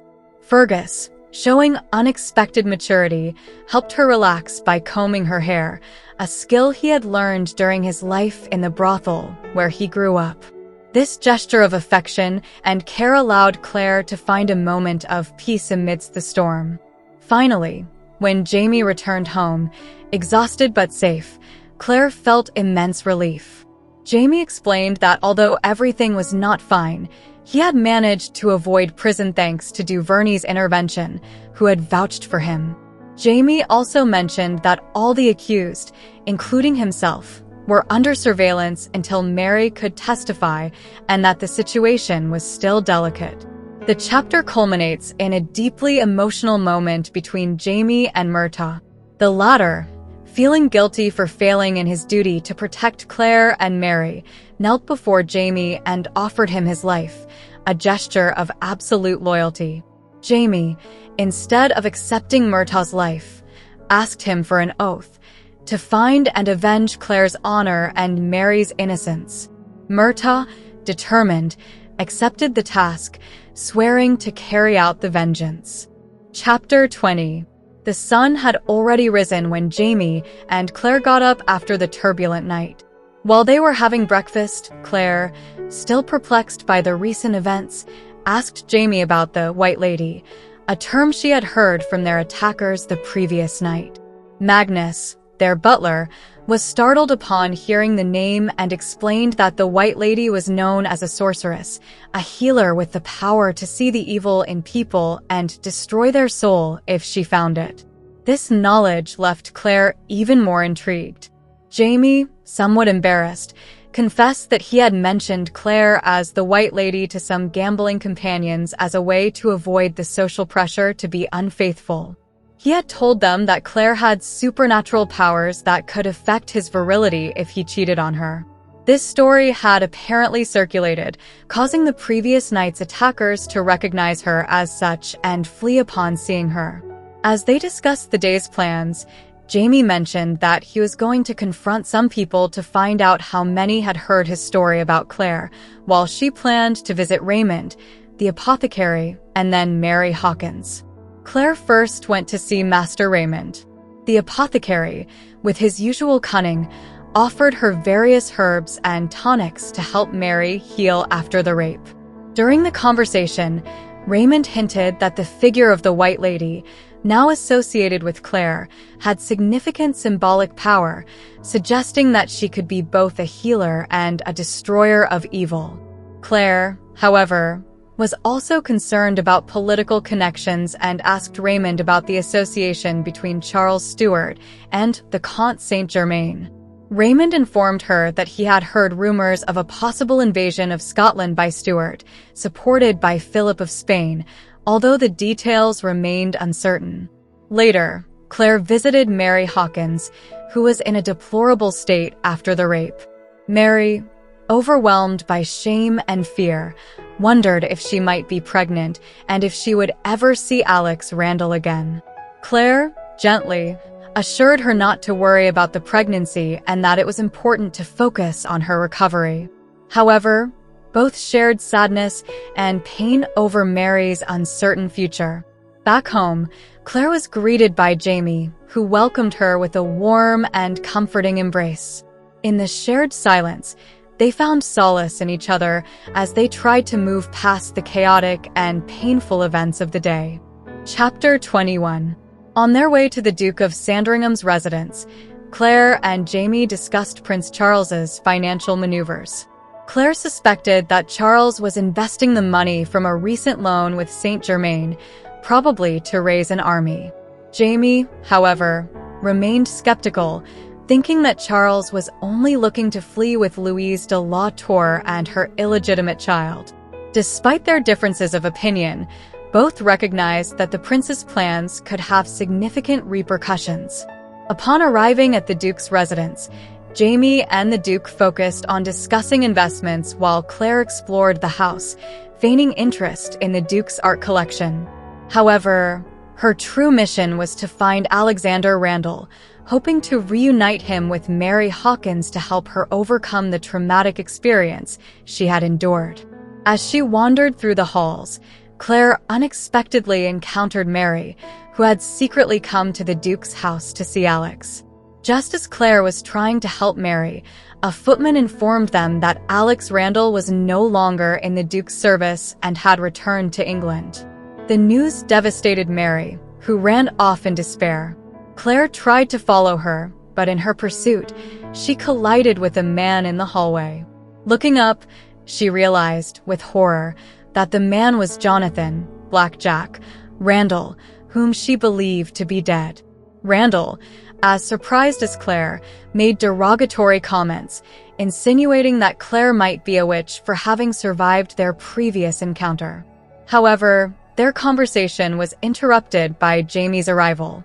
Upon seeing Randall, Jamie glared at him with contained fury and warned him not to speak to him again until he was begging for his life at the tip of his sword. Back home, Claire, still shaken, tried to reason with herself about what she should do to prevent Jamie from killing Randall. She knew that if Jamie killed him, Frank, her first husband, would never be born. However, she perfectly understood the hatred Jamie felt toward Randall for everything he had done to him in the past. Later, Claire met with Dougal Mackenzie, who had unexpectedly arrived in Paris. Dougal, always with hidden intentions, was in the city under the pretense of business, but Claire knew that his true motivation was Prince Charles. Desperate to stop Jamie, she explained the situation to Dougal and asked him to accompany her to the police to try to have Randall arrested before Jamie could challenge him to a duel. Claire's idea was to falsely accuse Randall of being involved in the attack she suffered with Mary, leading to Randall's arrest. Dougal, though impressed by Claire's audacity, supported her plan. However, he knew that the situation remained extremely delicate and dangerous. When Claire returned home, she discovered that Jamie had been there and had left again, taking his sword with him. Desperate, Claire knew that Jamie was determined to kill Randall and that nothing could stop him.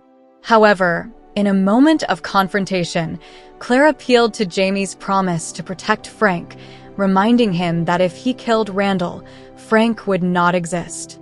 Jamie, overwhelmed by anger and pain, finally agreed to delay the duel for a year until Randall's child, Frank's ancestor, was conceived.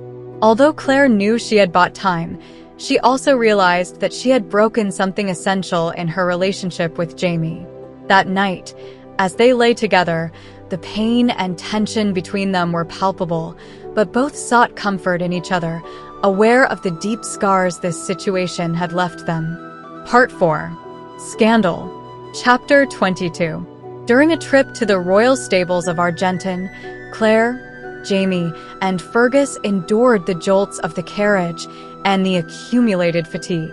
Despite the discomfort, Claire was determined to enjoy the fresh country air, which contrasted with the foul smells of Paris. Jamie, on the other hand, reflected on the Parisian bankers and the lack of support for the Jacobite cause, confirming that Charles Stuart's hopes were becoming increasingly remote. However, both were concerned about the mysterious Comte Saint-Germain, who seemed to have dangerous connections and his own agenda.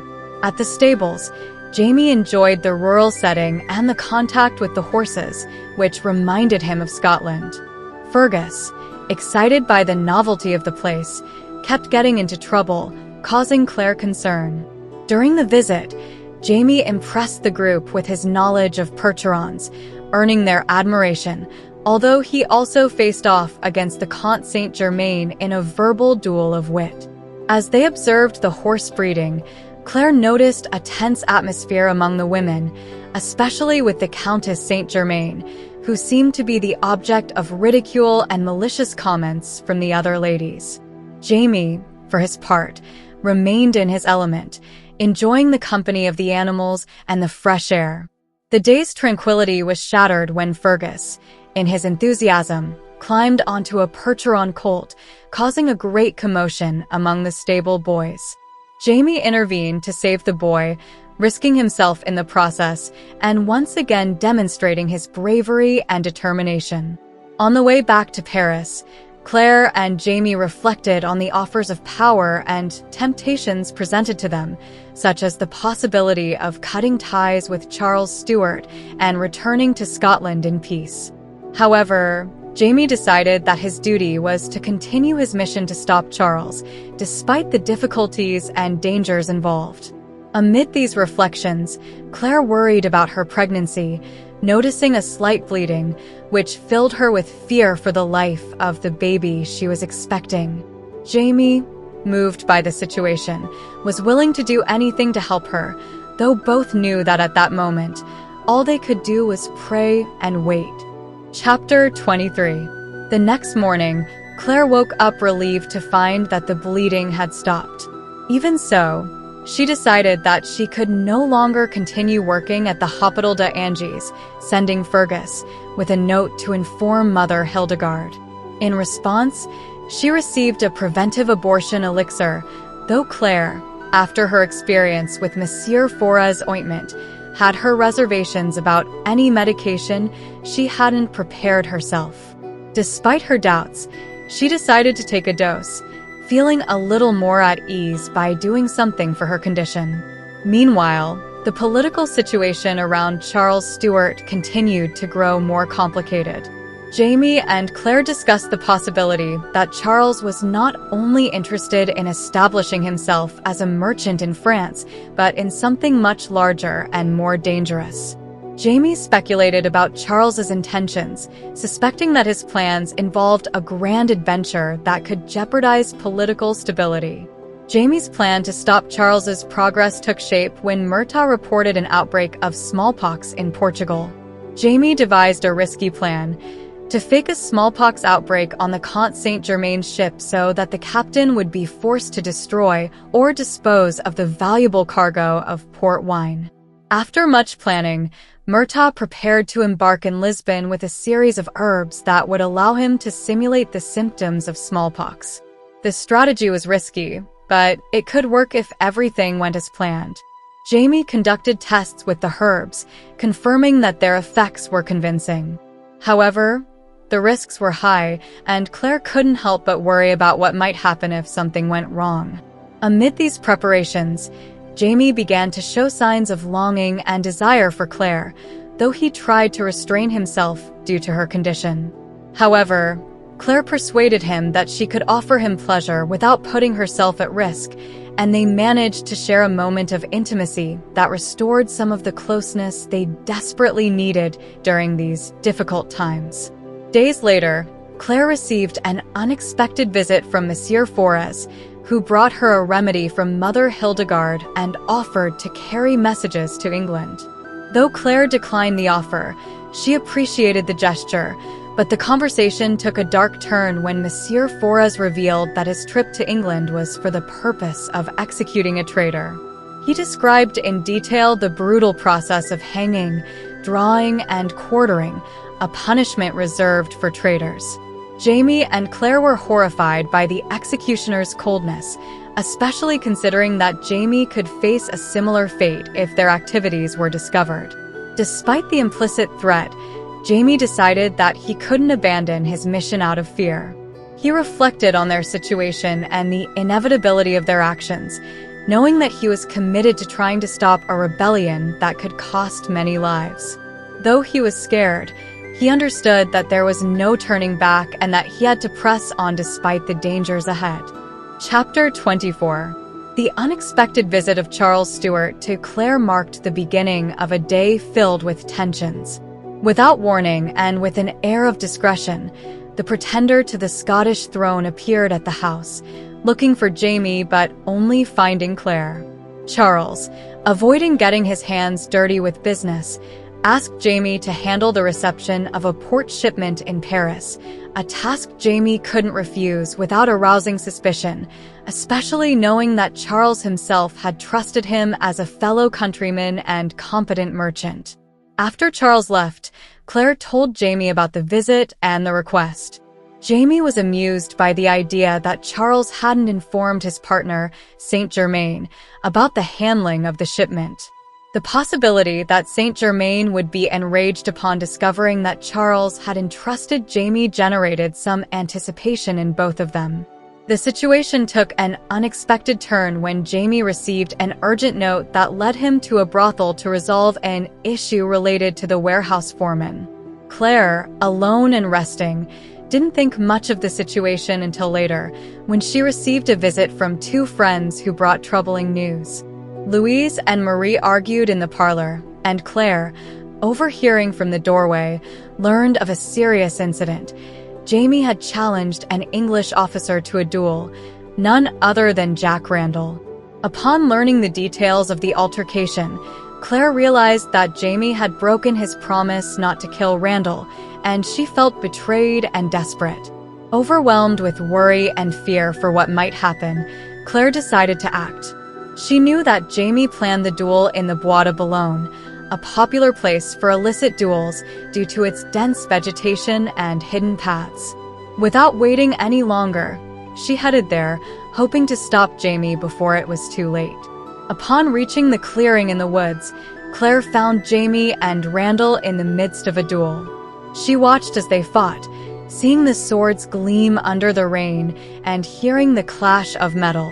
Jamie, with his strength and skill, disarmed Randall, but instead of stopping, he prepared to deliver the fatal blow.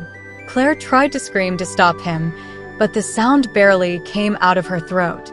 Desperate, she knew that any intervention could be deadly for both Jamie and herself.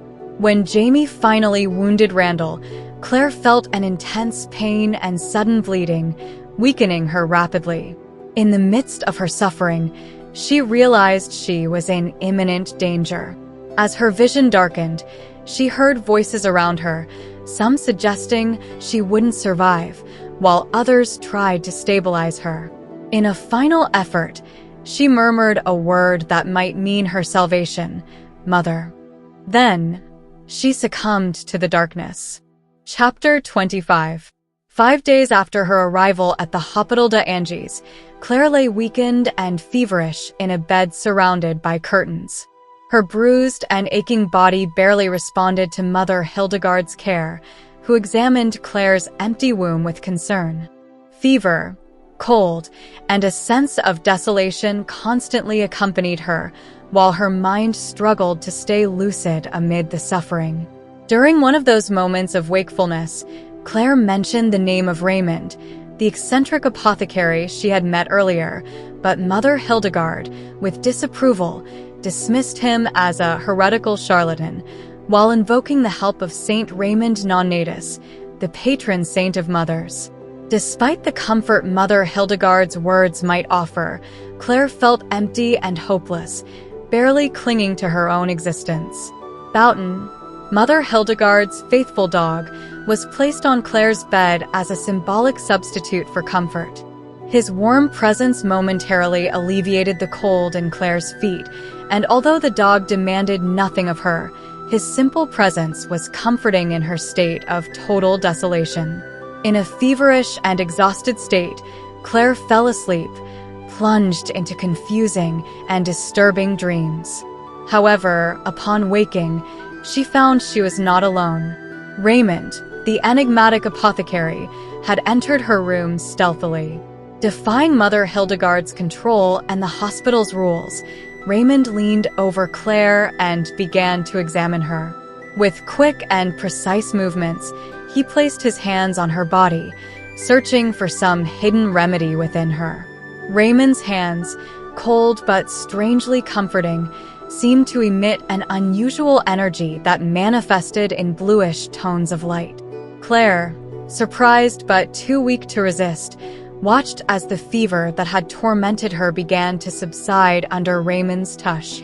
As his hands moved over her body, the pain receded and an unfamiliar warmth spread within her, eradicating the infection that had invaded her.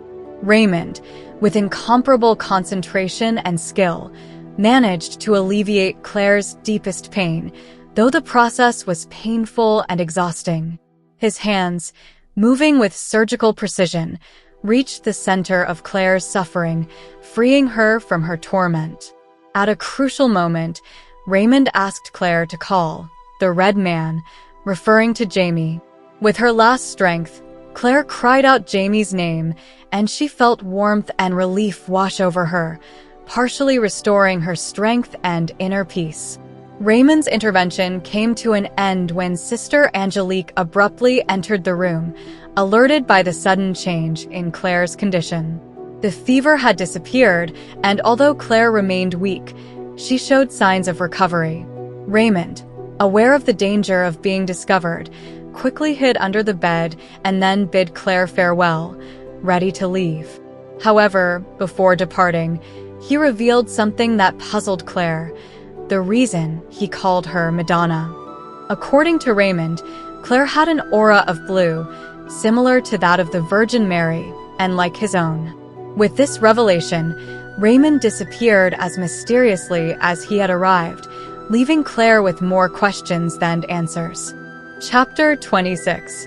Claire found herself in a deep lethargy, sleeping for days as if her body and mind sought to escape the harsh reality surrounding her. However, one day, she was abruptly awakened when she was lifted by Hugo, Louise de la Tour's footman. Confused, she realized they were taking her to Fontainebleau, a trip Louise, with her characteristic enthusiasm, had organized to help Claire regain her strength in a healthier environment, away from the worries of Paris.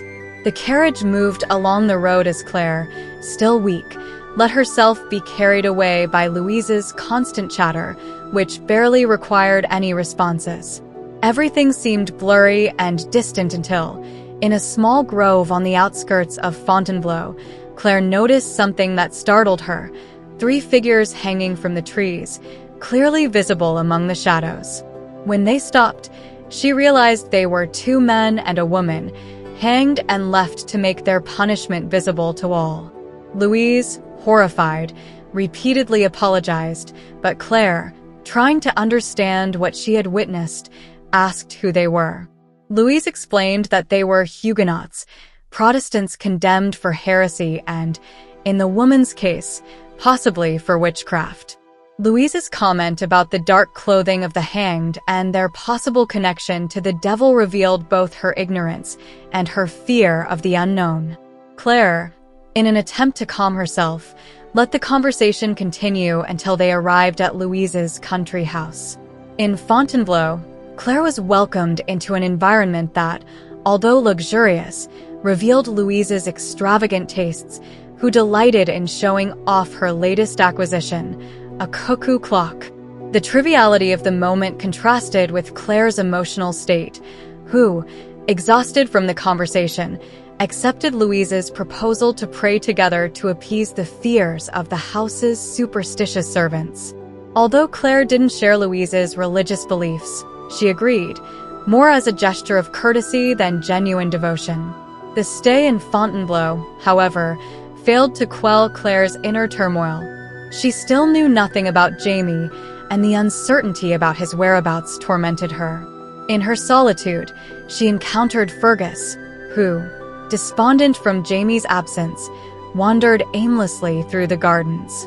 Claire, seeing the boy's disheveled state, decided to take care of him, only to discover that Fergus avoided contact, showing a sudden and strange aversion to bathing. When Claire tried to insist, Fergus fled and disappeared among the outbuildings of the chateau. Determined to find him, Claire followed him to a dilapidated shed, where, instead of Fergus, she found a dirty and ragged man who was startled to see her. At first, the man mistook her for a threat, but soon revealed himself as Reverend Walter Laurent, a Protestant pastor who had been hiding in the shed to avoid religious persecution.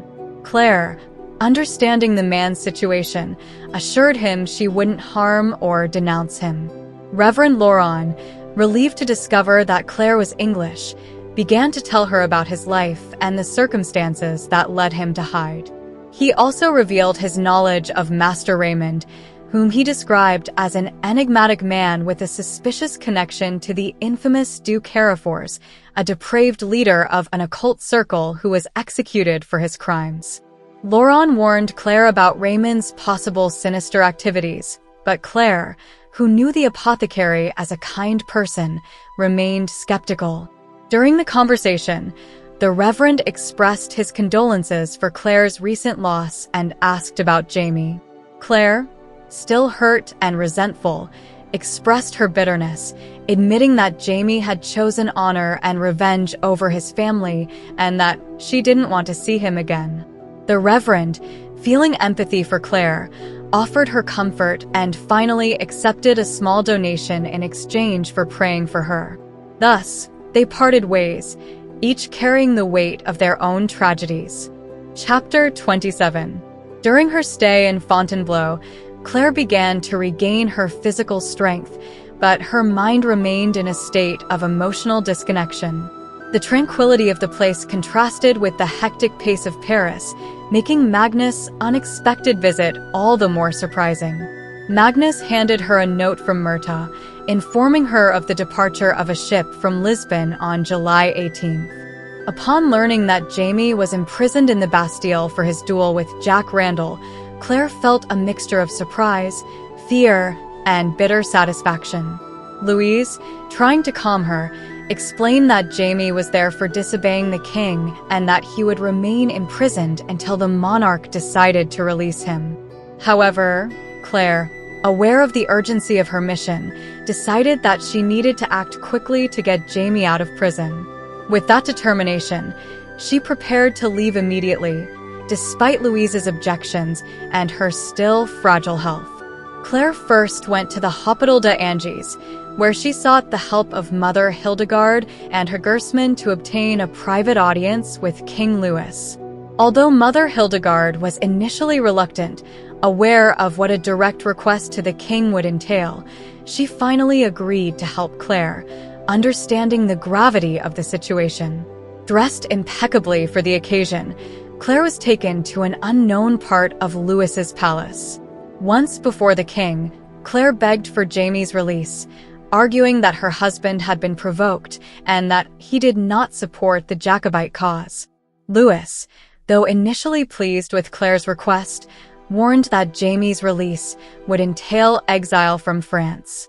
Claire, with few options, accepted the conditions. However, the king had other plans for Claire. Instead of continuing with an intimate act, he took her to a dark, circular room where a secret trial was taking place. Claire was bewildered to see the Comte Street Germain and Master Raymond as the accused of witchcraft and sorcery, facing a group of hooded judges. The trial began with the reading of the charges, and the king, trusting in the White Lady, as they called Claire, asked her to use her powers to determine the truth.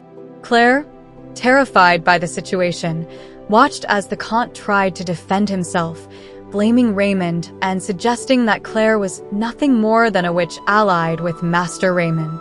The tension increased when the Comte, in a desperate act, produced a snake as proof of his innocence, challenging Claire to prove that she was not a witch. Raymond, however, proposed a more dangerous test, to drink poison to prove their purity of heart. Claire, with no other choice, drank the substance first, followed by Raymond. Finally, she handed the cup to the Comte Saint-Germain, who, after emptying it, fell dead, the victim of the poison Claire had detected with the help of her crystal. The trial ended in chaos, with the Comte dead and the tension in the room rising. Claire, still shocked by what had happened, realized the danger and gravity of what she had witnessed and done. The White Lady had fulfilled her role, but the price had been high, both for her conscience and her mission. Chapter 28. Claire, after her tense audience with the king and the death of the Comte Saint-Germain, decided to return to Fontainebleau, avoiding any place where Jamie might find her. She took refuge in Louise's mansion, who, in her kindness, did not question Claire's actions or inquire about her trip to Paris. However, the lack of routine and direction only made Claire sink deeper into her apathy, feeling adrift. Louise tried to keep her active, inviting her to dinners or tea, but Claire could barely focus. The only person who aroused some sense of responsibility in her was Fergus. One day, during a walk, she heard Fergus arguing with a stable boy. Approaching, she saw that the fight between the two had escalated, with the stable boy dangerously striking Fergus. Claire intervened, pushing the boy away and reprimanding Fergus. As she helped him gather himself, Claire noticed a red mark on Fergus's skin, which shocked her. At first, Fergus tried to downplay it, saying it was a splinter wound, but Claire knew it wasn't.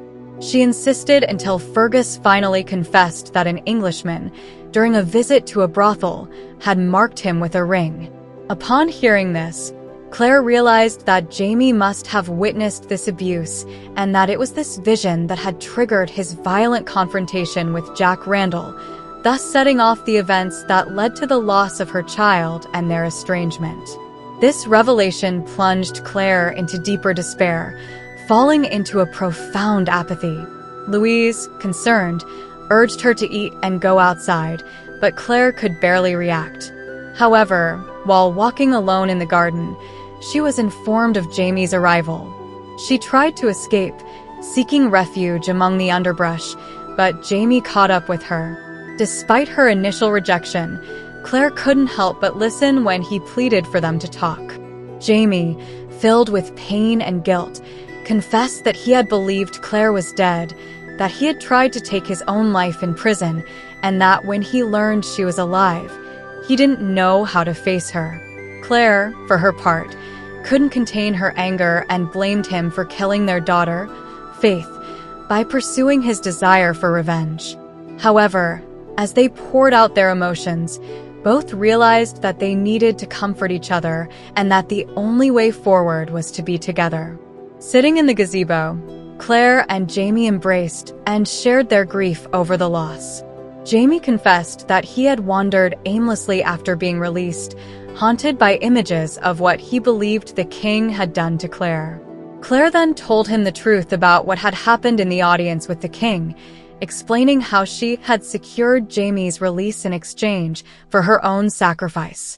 With the revelation of the Comte Saint-Germain's death and the resolution of Charles Stuart's dangerous dealings, Claire and Jamie found a moment of peace. In the end, they decided to leave behind the shadows of their past actions and have dinner together, recognizing that despite everything, they remained the greatest source of comfort and hope for each other. Back in their room, Claire reflected on what had happened in the audience with the king, aware that she had paid a high price to save Jamie.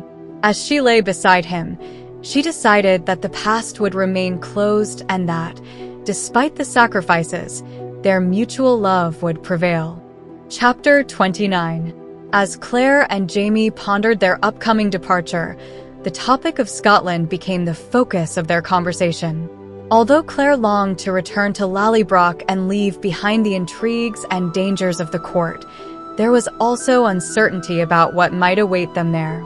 Jamie explained that their return to Scotland was not just a personal choice, but an obligation imposed by the royal pardon. Otherwise, he would be imprisoned again in the Bastille. They briefly discussed the possibility of going to other places like Rome or Germany, but Jamie insisted they had to return to Scotland, where the authorities could keep him under surveillance. Although the situation with Charles Stuart seemed to have been resolved after the Comte Saint-Germain's death and the loss of financial support, Claire remained uneasy, though she tried to calm herself with thoughts of a future in the Scottish Highlands. The conversation was interrupted when Jamie suggested they go for a ride. They arrived at some rocky outcrops in the countryside, where, in the solitude of nature, they decided to undress and enjoy a moment of intimacy. However, this brief respite gave way to a deeper and more painful conversation. Jamie, with a mixture of pain and confusion, asked Claire what it had been like to be with King Louis. The question revealed Jamie's insecurity, his fear that Claire had found something different, perhaps better, with Louis than what she had with him. Claire confessed that she had avoided telling him the truth because she feared Jamie would never be able to forget what had happened, that there would always be a shadow between them. She also acknowledged that part of her had wanted to hurt him, to push him away so he would never seek her out again, as a form of punishment for what she felt he had forced her to do. Jamie, deeply hurt by the idea that Claire didn't trust his love, struggled to accept what she was telling him. However, he also admitted that despite the pain, he had decided to find her to try to heal together. The tension between them reached its climax when Jamie, in a gesture full of symbolism, grabbed a handful of nettles, a plant known for its painful sting. With the nettles in hand, Jamie asked Claire if she wanted to be punished for what she had done, if she really believed her pride was worth so much. Claire, though fearful, agreed. However, instead of using the nettles, Jamie opted for emotional punishment, demanding that she look at him and admit that she would never be with another man again. The intensity of the moment culminated in a physical union, where both set aside lies and pain to reconnect deeply. After this moment of catharsis, Jamie and Claire found a more peaceful place in their relationship. As they walked through the landscape, they discovered a hidden cave where, among the rocks, they found the intertwined remains of two skeletons. The sight of these ancient lovers, who had embraced until the end in the darkness, deeply moved Jamie and Claire, making them reflect on the nature of love and death. Jamie observed how the skeletons had settled in their final moments, leading him to think about the inevitability of death and the importance of staying united in adversity. The chapter concludes with Jamie and Claire embracing in silence, absorbing both the recent emotions and the strength of their love as the evening fell over the rocky landscape. Part 5. I've Returned Home. Chapter 30.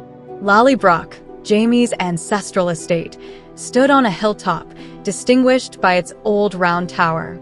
As they descended the path toward the house, Claire, Fergus, and Jamie discussed the origin of the tower's name and the peculiar tilt that earned it the nickname Lazy Tower.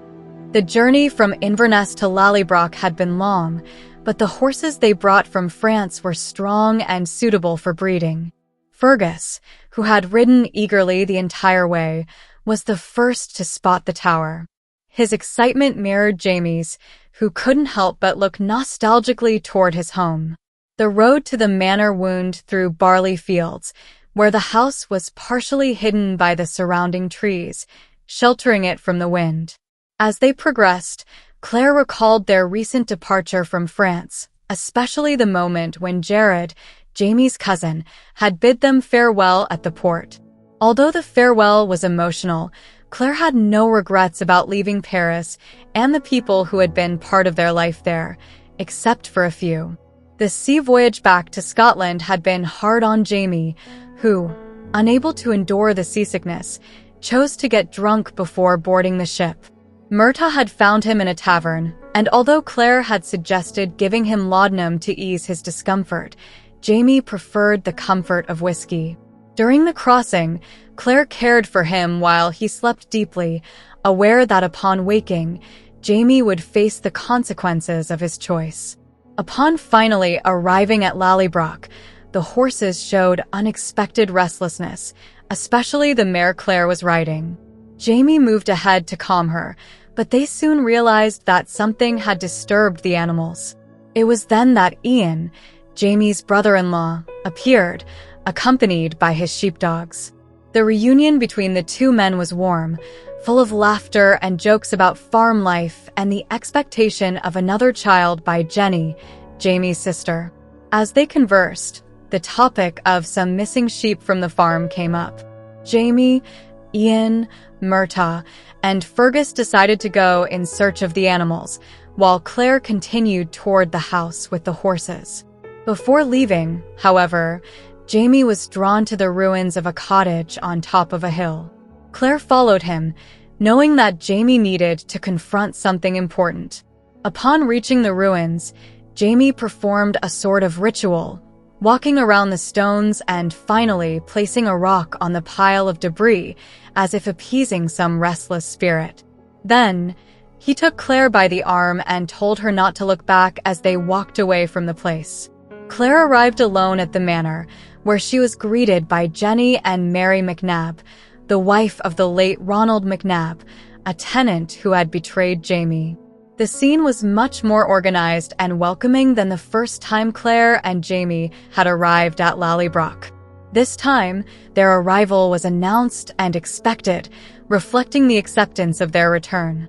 Claire and Jenny quickly set to work, ensuring everything was ready before the rain began.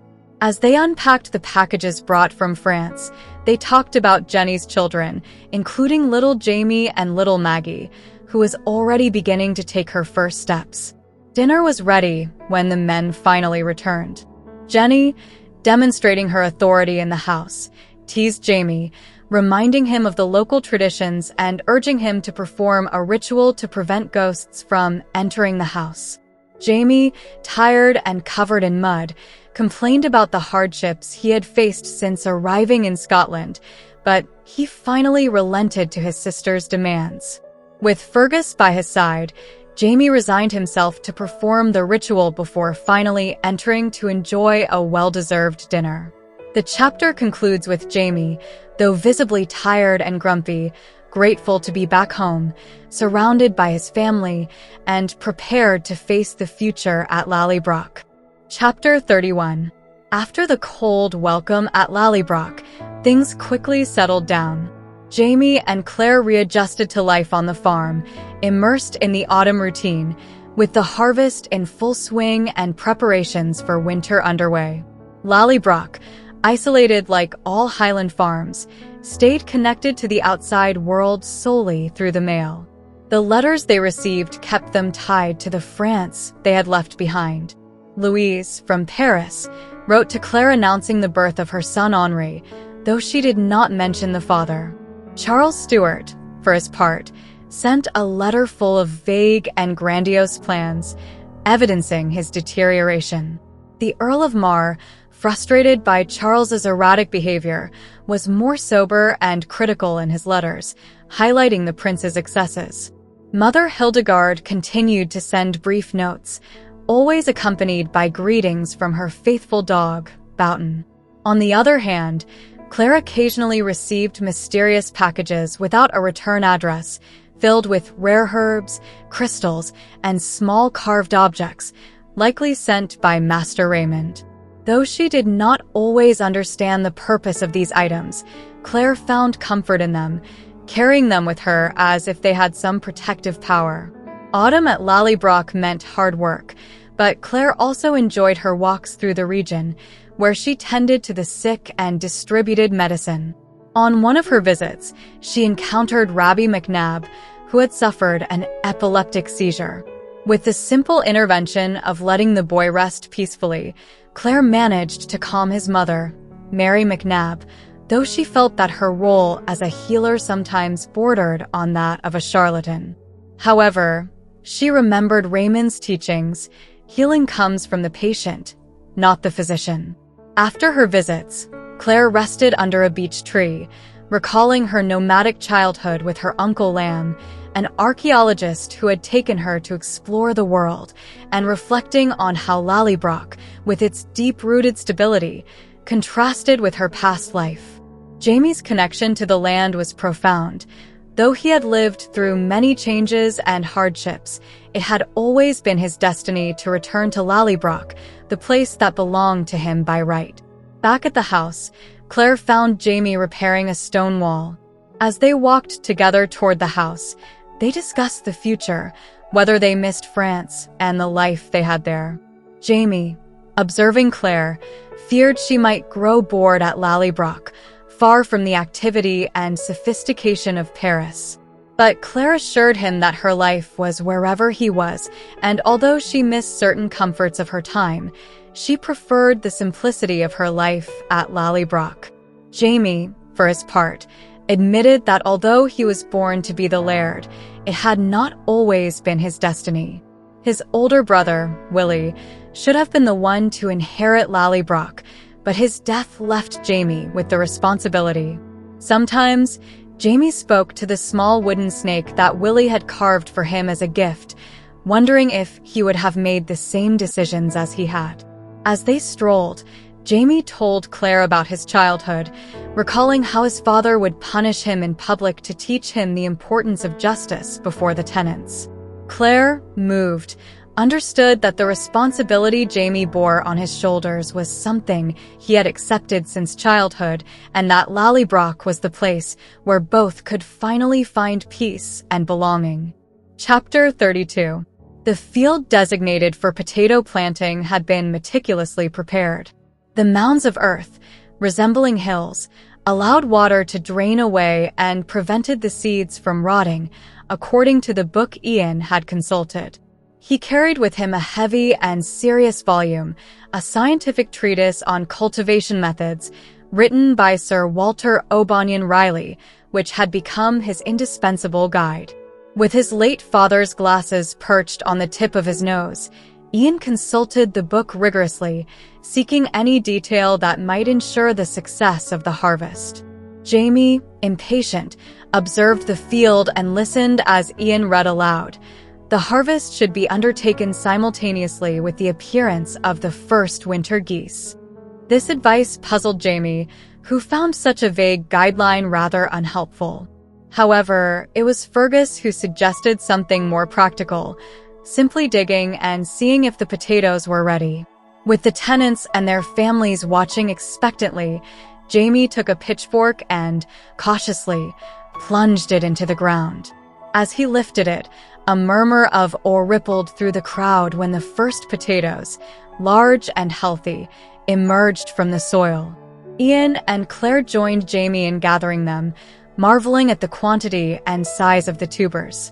The harvest was abundant, exceeding expectations, and ensuring that Lallybroch would not suffer from hunger during the coming winter. Potatoes, however, were a novelty in the Highlands, and some tenants, especially the women, were skeptical about how to cook them. Fergus intervened again, suggesting they be roasted in the embers, a method Jamie quickly approved. Claire added that they could also be boiled, mashed with milk, fried, or used in soups, surprising Jamie, who hadn't known Claire could cook. With the harvest secured, Jamie organized a communal dinner by the field, where the tenants could taste the freshly harvested potatoes. The initial distrust soon dissipated, and the dinner turned into a celebration. As the sun set and the sky turned red and gold, the atmosphere filled with music and laughter. Ian, Jamie, and Claire joined the others by the bonfire, enjoying the warmth and the food.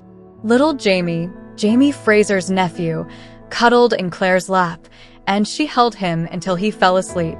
As she cradled him, Jamie watched her silently, struck by the serenity and beauty of his wife in the firelight. Jamie asked Claire to remain still for a moment, wanting to imprint the image in his memory. Claire, pleased, stayed still, allowing Jamie to appreciate the scene. When Jamie finally spoke, he confessed that he had found her so beautiful that he wanted to remember her that way forever. In that moment of stillness, surrounded by the Lallybroch community, Jamie and Claire shared a moment of deep connection, feeling completely at home, together. Chapter 33. At Lallybroch, Fergus had adapted to his new role as stable boy, sharing the work with Rabbie McNabb. Despite their age difference, the two became inseparable, though fights between them were constant. One day, after an especially violent fight, Jamie decided to intervene, taking them to the barn where he presumably gave them a lesson. The boys emerged calmer, resuming their tasks alongside little Jamie, who joined them enthusiastically. As Claire and Jenny watched the children from the window, Jenny mentioned how much her son Jamie resembled his father, not only in appearance, but also in certain gestures, such as being left-handed. This reminded them of the difficulties Jamie had faced for being left-handed, a trait that in his time was seen with superstition. However, thanks to the support of John Murray, Ian's father, Jamie had learned to use his left hand skillfully in combat. The conversation between Claire and Jenny shifted to the relationship between Jamie and Ian, with Jenny sharing how, since they were children, Ian had always protected Jamie, even in fights. This close bond remained intact, to the point that both still walked in a way that Ian could protect Jamie's left side. The arrival of the evening brought a snowstorm, and both Claire and Jenny worried about Jamie and Ian's delayed return from Brockmorda. The next morning, with their concern growing, Claire was abruptly awakened by an untimely rooster. Despite the cold and discomfort, she managed to relax and fall back asleep, though Jamie's absence kept her uneasy. Finally, the men returned at nightfall, laden with provisions. Relieved, Claire ran to Jamie, eager to know where they had been. After a series of questions and evasions from Jamie, it became evident that the journey had been complicated, especially for Ian, who had suffered an accident. Apparently, he had stepped into a molehill, breaking his wooden leg. Jamie and Ian had taken refuge in a cabin to carve a new leg, and although Ian downplayed his injury, Claire noticed the severity of his condition. Claire examined Ian and determined that, in addition to the bruises, the fall had aggravated an injury to his knee, which was now swollen and painful. Despite Jamie and Claire's insistence that he rest, Ian was reluctant to do so, not wanting to abandon his responsibilities. However, after an exchange of looks with Jamie, he finally agreed. Later, when Claire and Jamie were in their bedroom, Claire discovered that Ian's injury had not been accidental. Jamie confessed that he had struck Ian during the night in the cabin. It had all started when Ian, confused in his sleep, embraced Jamie, thinking he was Jenny. Jamie, waking up startled, had attacked him, confusing the contact with the trauma that still haunted him from Jack Randall. After the confusion, Jamie decided to tell Ian about his experience with Randall, something he had only shared with Claire until then. The confession was painful for both of them, but in the end, it strengthened their fraternal bond even more. The next morning, Jamie tried to lighten the mood by bringing Claire a special gift, a piece of amber he had found during his trip, reminding her of a charm given to him by Hugh Monroe. This gesture symbolized a new beginning for both of them on the eve of a new year. Chapter 34. The tranquility that had characterized the days at Lallybroch was disrupted when Jamie received an unexpected letter. Claire was unsure how much Ian had shared with Jenny about his conversation with Jamie, but Jenny, as was her habit, continued behaving as usual, focusing on household tasks as her pregnancy progressed. Claire, taking on more and more domestic responsibilities, earned the respect of the servants and tenants. With the arrival of spring, the planting of a vast quantity of potatoes was a success, surviving a hailstorm that destroyed the barley. Shortly after, Jenny gave birth to her second daughter, Catherine Mary, an event that came suddenly, but without complications. The arrival of the baby was celebrated with joy as the days passed in a routine of work, with Claire feeling increasingly fulfilled. Mail in the Highlands arrived irregularly, making any letter eagerly received. One day, a large package arrived at Lallybroch, brought by the postman. Jenny, ever organized, began sorting through the letters and books that came in the package. Among them were letters for Ian and Jamie, as well as a package from Paris. As Jamie and Ian returned from their labors in the field, Jenny informed them of the mail's arrival, and the scene was one of calm and routine until Jamie opened a letter from his uncle Jared. The contents of the letter left Jamie in shock. Claire, concerned, asked what had happened. With a mixture of astonishment and horror on his face, Jamie showed her a flyer with the Stuart seal, proclaiming a declaration in support of King James VIII, claiming his right to the throne of the Three Kingdoms. At the end of the document, among the signatures of the Scottish clan chiefs, was Jamie's name, James Alexander Malcolm Mackenzie Fraser of Broch Tuareg.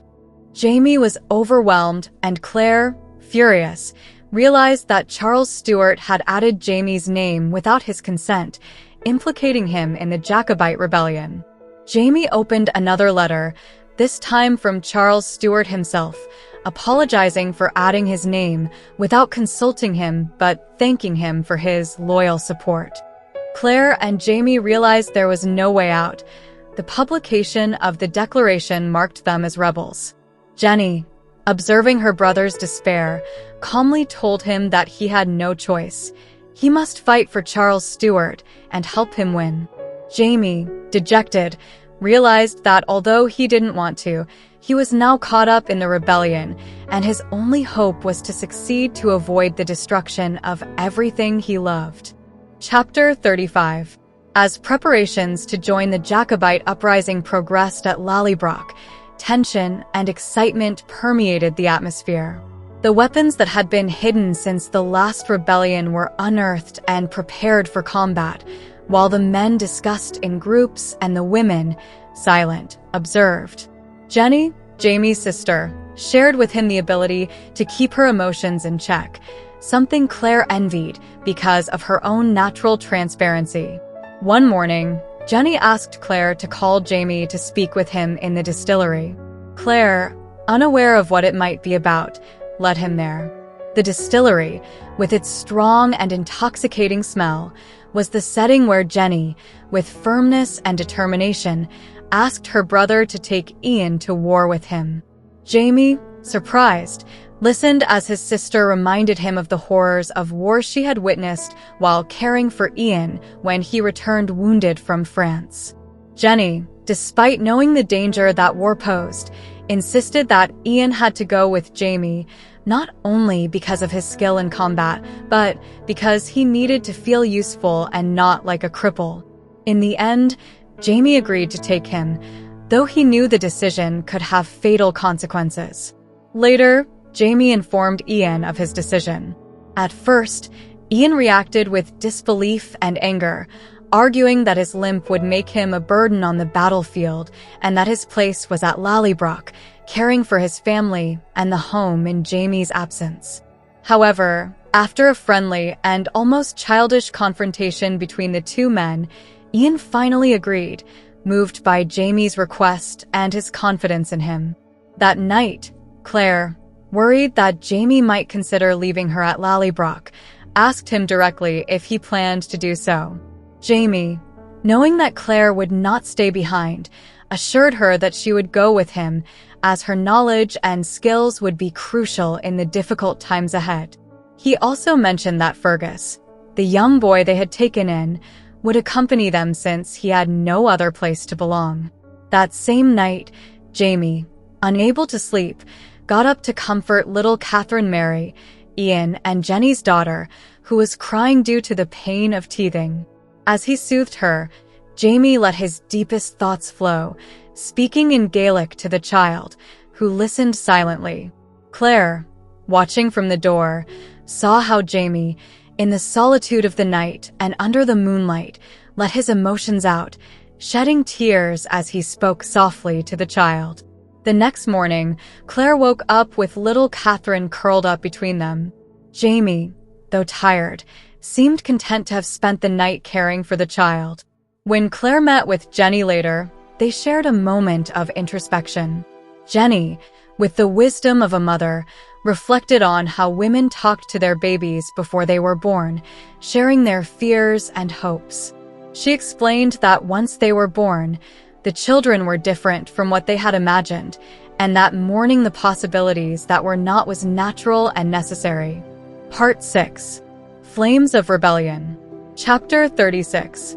On a quiet night in September 1745, Jamie and his men camped in the hills of Calder, awaiting the imminent battle against the English army.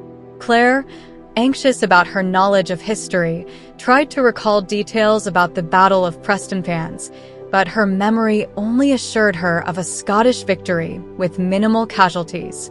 Jamie, despite his confidence, showed concern for the unknown, knowing that history might not be enough to guarantee the survival of all his men. The night was filled with small conversations where the men, far from sophistication, joked about mundane topics like lice and other war woes, finding relief in humor. Jamie, aware of his responsibility, kept morale high, even joining in the jokes to ease the tension. The darkness of the night brought an unexpected confrontation.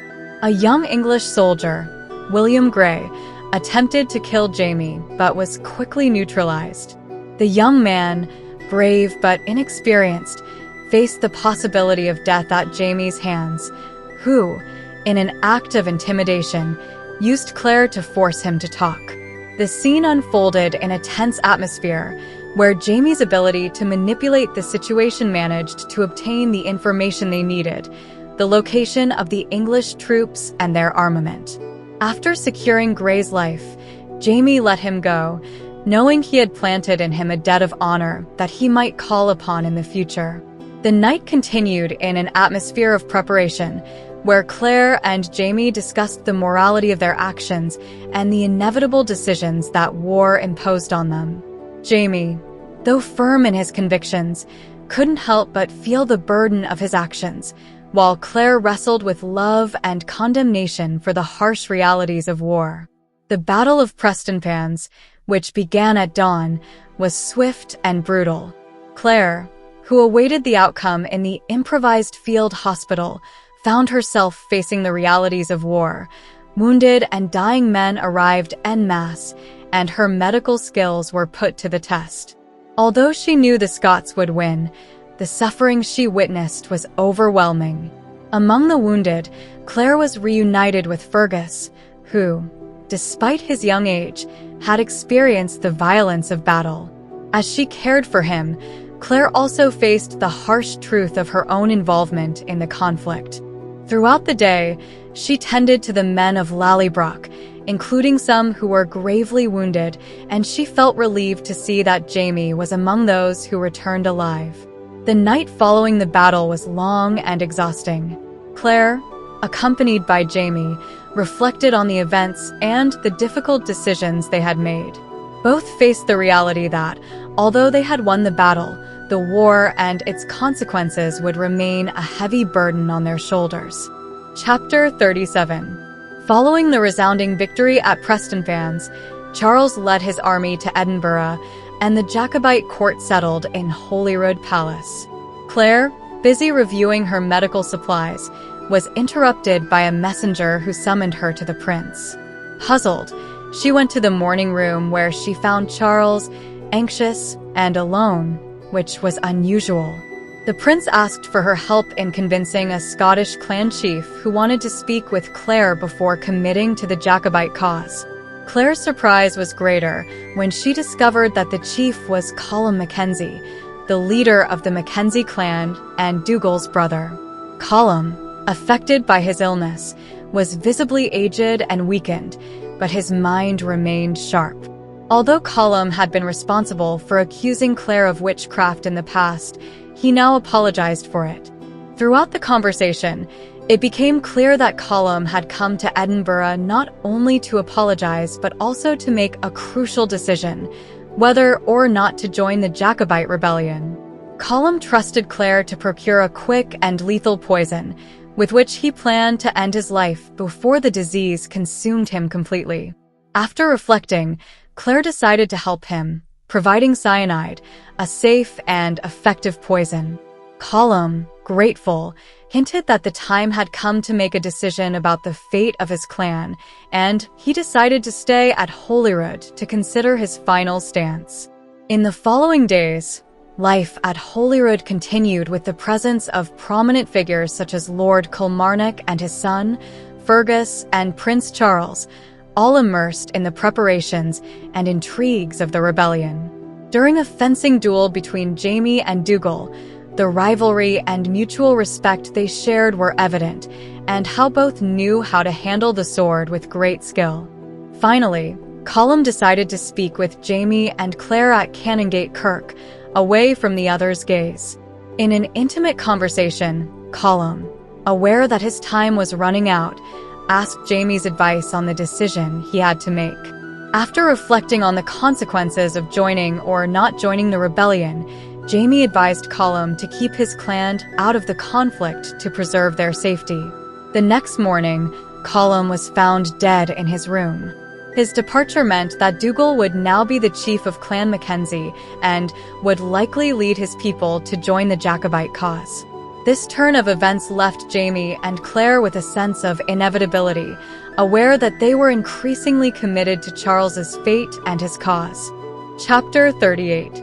In Edinburgh, the city was engulfed in a constant damp cold, accompanied by colds that seemed to spread to everyone. Despite the inclement weather, Claire remained active, preferring to walk in the rain than stay in the stifling atmosphere of Holyrood Palace, where Charles Edward Stuart's army had taken residence after the victory at Prestonpans. The streets, wet and desolate, were barely lit by lanterns that extinguished as quickly as they were lit, leaving the inhabitants and soldiers immersed in the gloom. One afternoon, returning from one of her outings, Claire found a group of men in the palace's receiving room, among them Jamie, who was clearly ill. Without hesitation, Claire insisted on taking him to their quarters to rest, despite Jamie's resistance and Prince Charles's surprise.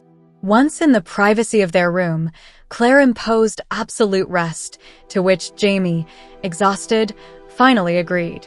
With tenderness and firmness, she cared for him, applying home remedies to relieve his fever and pain, while Fergus, also ill, watched the scene from his cot. That night, Claire went out into the hallway again to fulfill a pending task, but her path was interrupted by an unexpected figure, Jack Randall. The encounter was tense and unsettling. Randall, in a cold and calculated tone, led her to a secluded spot within the abandoned Holyrood Kirk, where he made her a disturbing offer. In exchange for crucial information about the English army's movements, Randall asked her to use her medical skills to save the life of his brother Alex, who was gravely ill. Despite the disdain and fear she felt toward Randall, Claire understood she could not ignore the importance of the information offered, and she finally agreed to the deal, aware of the emotional toll she would pay for helping such a vile man. After the meeting, Claire returned to the room, deeply disturbed by what had happened. She tried to calm herself by the fire, reflecting on the terrible bond she shared with Randall through Jamie, a bond that the latter had exploited with cruel insinuations. Despite her anguish, she found some solace in seeing Jamie and Fergus sleeping together in the bed, both sheltered by the warmth and safety their closeness offered. She decided to join them, seeking peace in the simple act of being next to her husband, knowing that, despite everything, the love they shared was stronger than any shadow from the past. Chapter 39.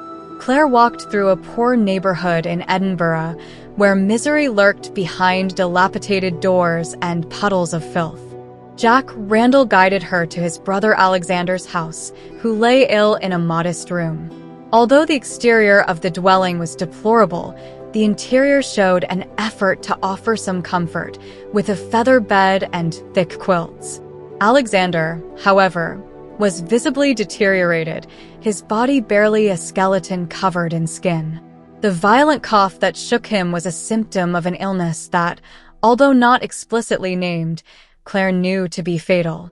After examining him, Claire confirmed what Alexander already feared. He was suffering from tuberculosis and heart failure. He had only a few months to live. Alexander accepted the news with calm resignation, showing the serenity of someone who has lived with death for a long time. Although his condition was grave, Claire promised to ease his cough and irregular heartbeat with natural remedies she carried with her. The conversation between them revealed a deep and silent bond, marked by a mutual understanding that transcended words. Through this exchange, it became clear that Alexander understood the nature of his brother Jack, but did not let that affect their relationship. As Claire tended to Alexander, she reflected on the situation of the Scottish clans after the victory at Prestonpans. Despite offers of support from some leaders, most of the lowland clans were reluctant to send men. The situation was precarious. The Jacobite army relied mainly on the Highland clans, who had their concerns with the arrival of winter and the need to prepare their lands and livestock. In contrast, in the south, contributions in goods and money from cities like Glasgow helped sustain the cause, though the lack of significant military support remained a problem.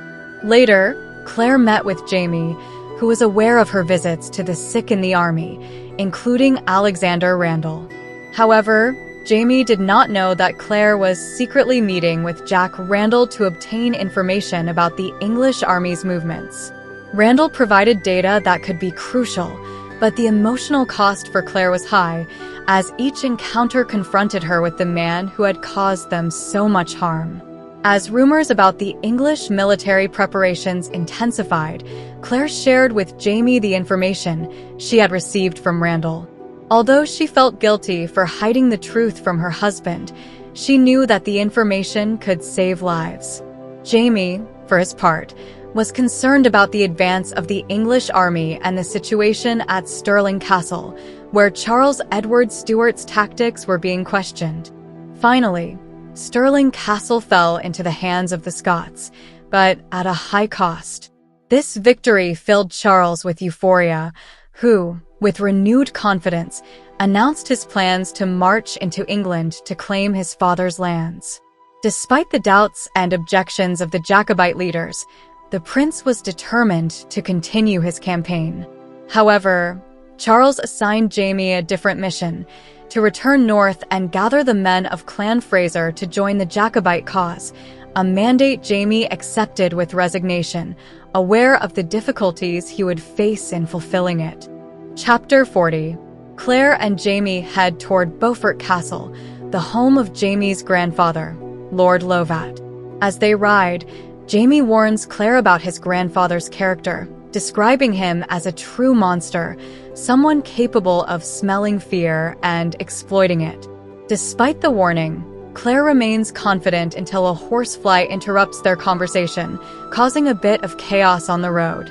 Jamie, in an attempt to swat the insect, ends up in a comical situation where his horse goes out of control, providing a moment of relief before they face the reality of their upcoming encounter. As they approach the castle, Jamie reveals more about his relationship with his grandfather, mentioning that Lord Lovat disapproved of his parents' marriage and that he had never had any contact with him.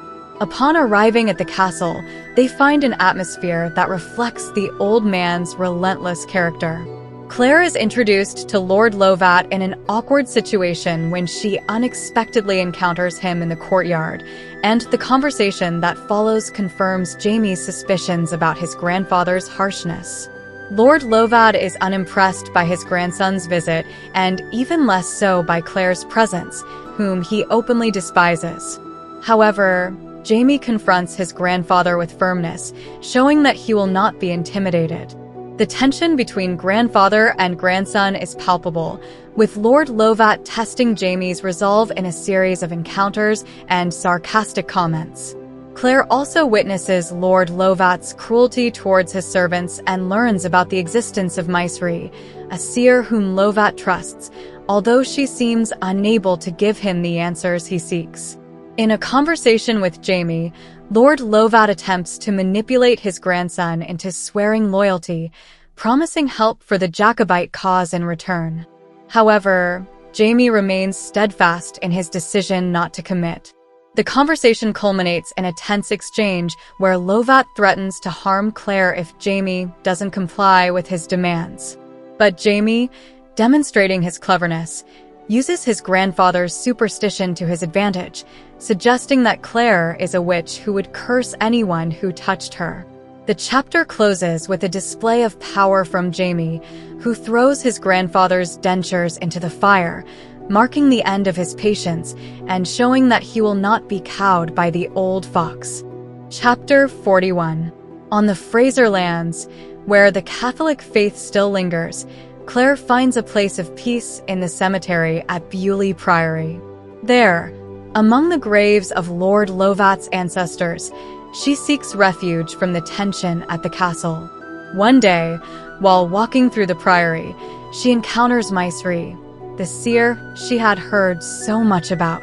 Claire observes her, and after a brief exchange, the woman confides in her anguish.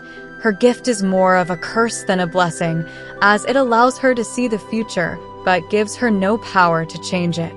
Maestri reveals to Claire her frustration at having visions of death, but being unable to prevent them from coming true. She tells her how she saw the shadow of an axe falling on Lord Lovat's head, a premonition that terrifies her to share. Claire tries to comfort her, though she is also affected by the seer's grim confession. In the end, Maisri decides she must reveal her vision to the old fox, leaving him to decide his fate. Despite this revelation, Lord Lovat's attitude does not change much in the following weeks. Though he seems to consider the idea of joining the Jacobite cause, his indecision persists, which infuriates his son, young Simon, who is impatient to join the fight.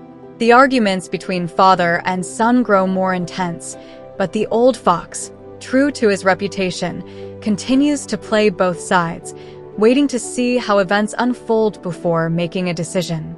During dinner, Claire, concerned about Lord Lovat's health, mentions that he seems ill. The old man, annoyed but curious, reveals that he has urinary problems, leading Claire to diagnose him with prostatitis, an inflammation of the prostate.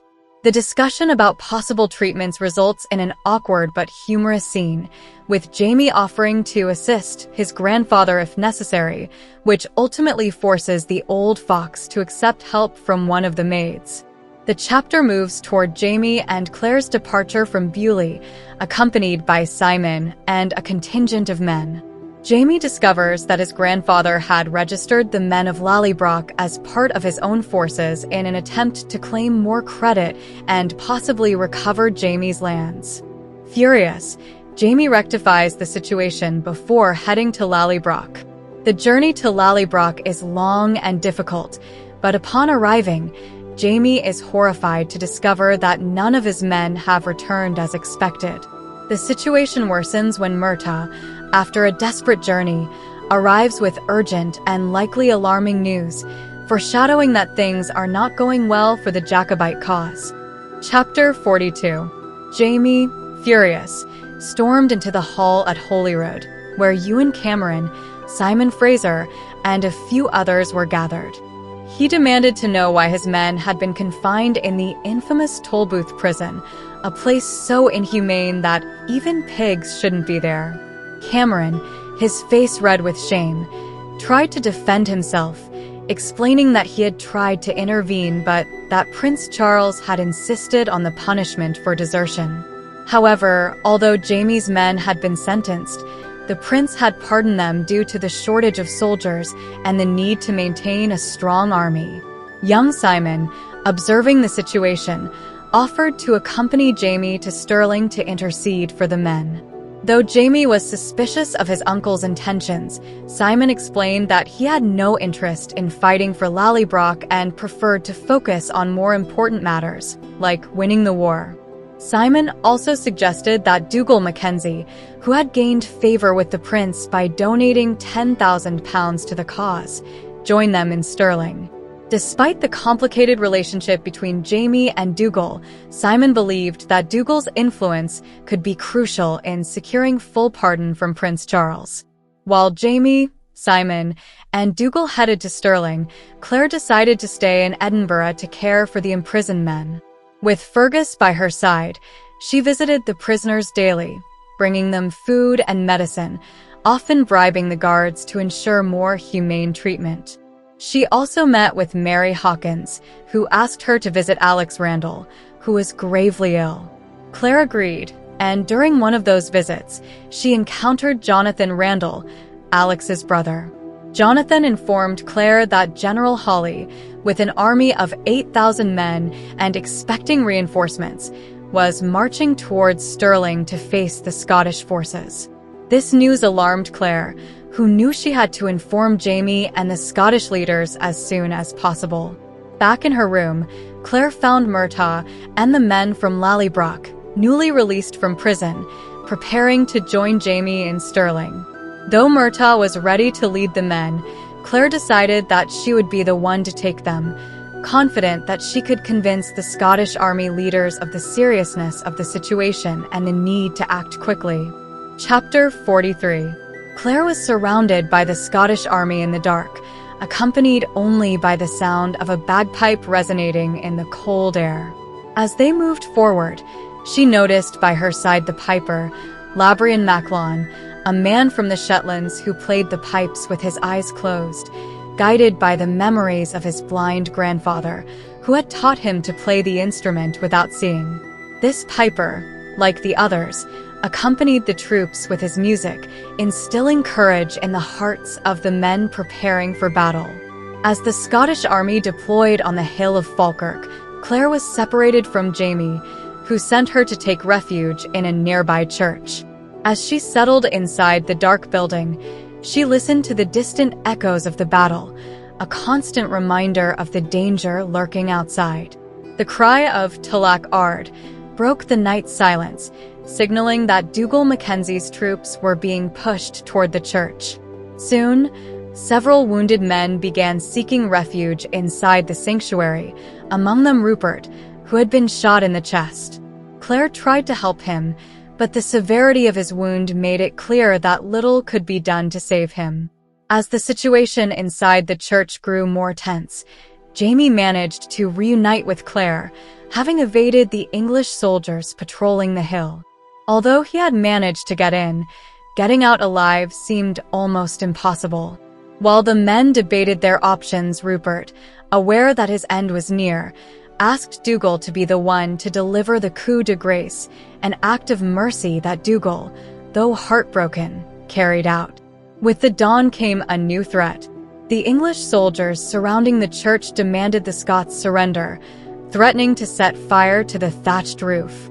Faced with the desperate situation, Dougal suggested handing Claire over as a prisoner to save themselves, arguing that the English would not harm her if they believed she was a hostage.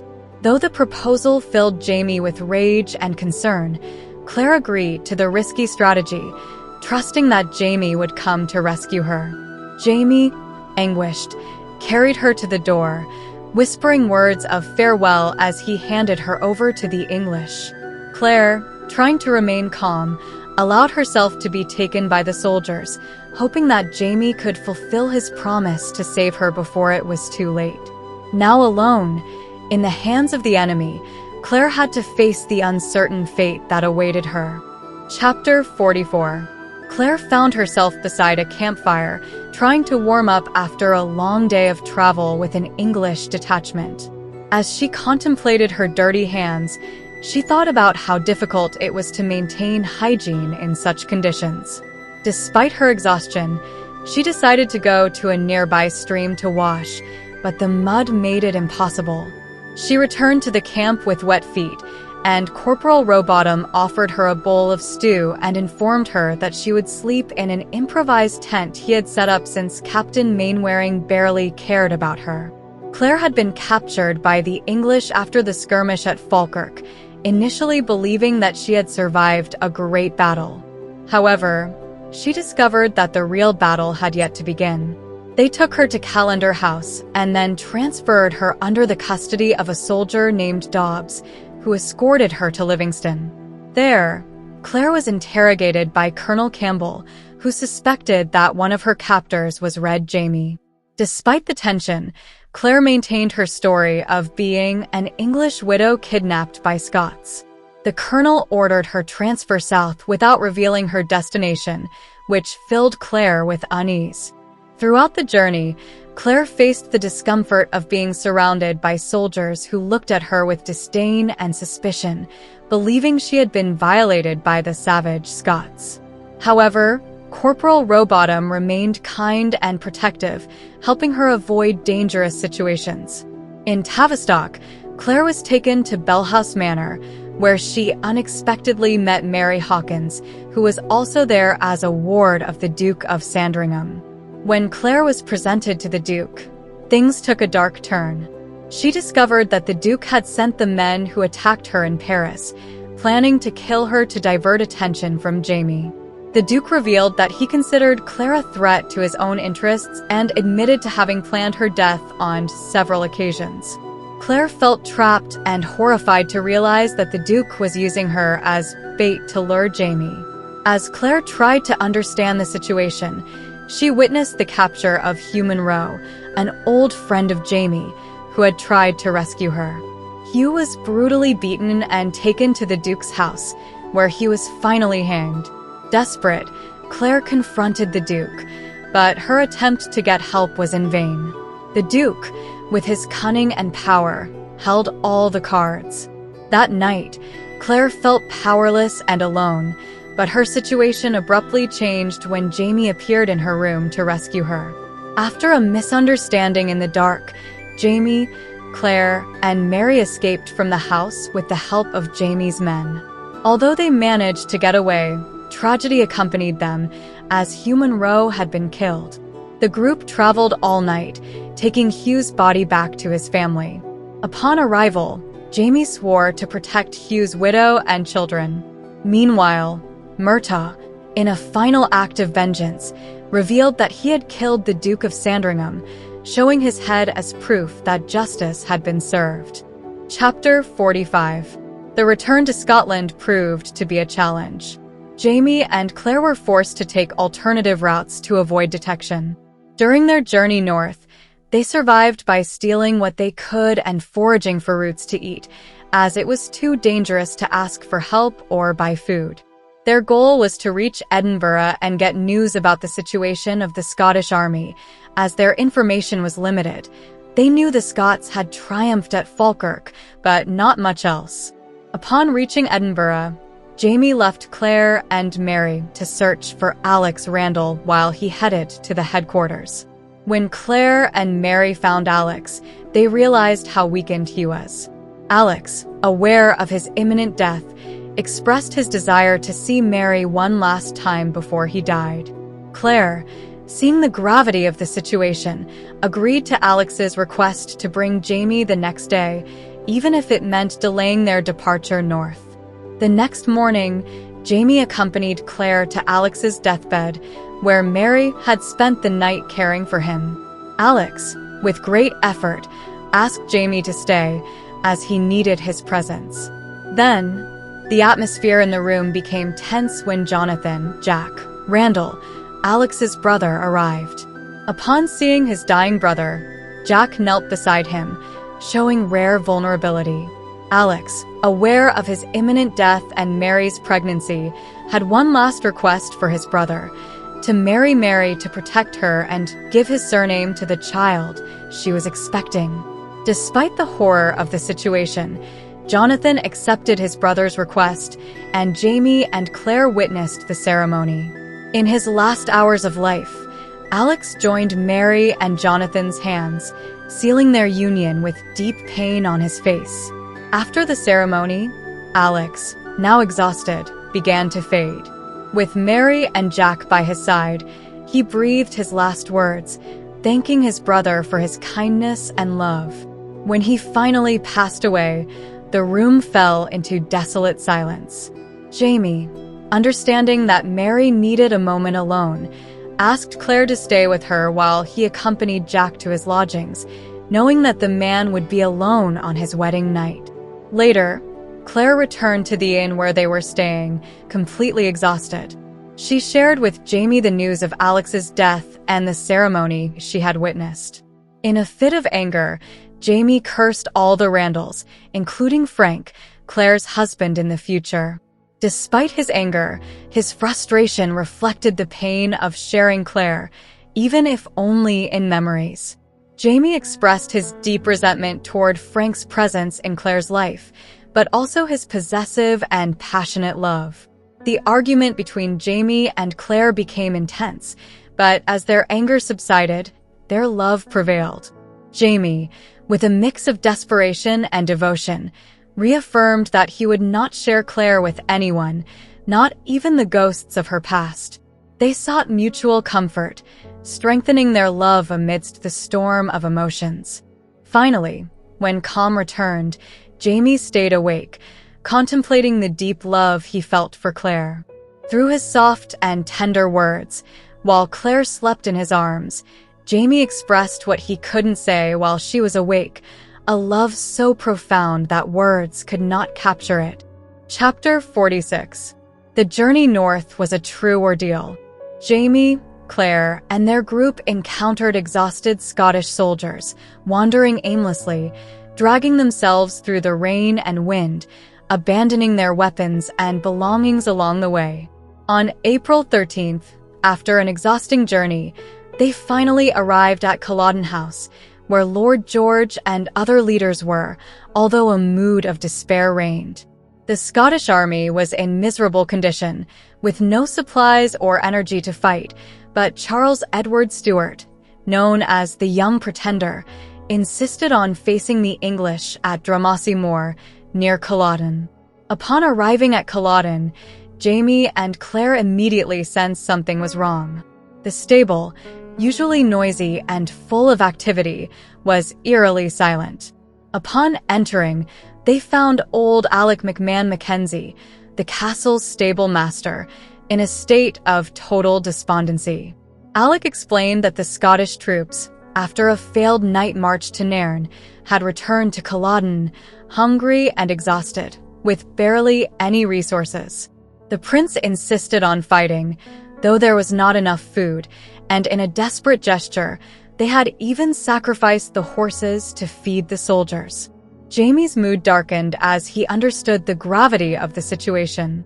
He was overwhelmed by the loss and the imminence of the battle, knowing that his men and he were marching toward certain death. Despair led him to contemplate extreme measures, such as the possibility of assassinating Prince Charles to avoid the battle and save thousands of lives.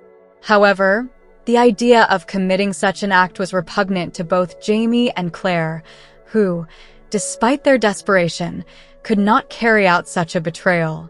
While Jamie struggled between despair and the obligation to save his men, Dougal Mackenzie appeared, having overheard part of his conversation with Claire.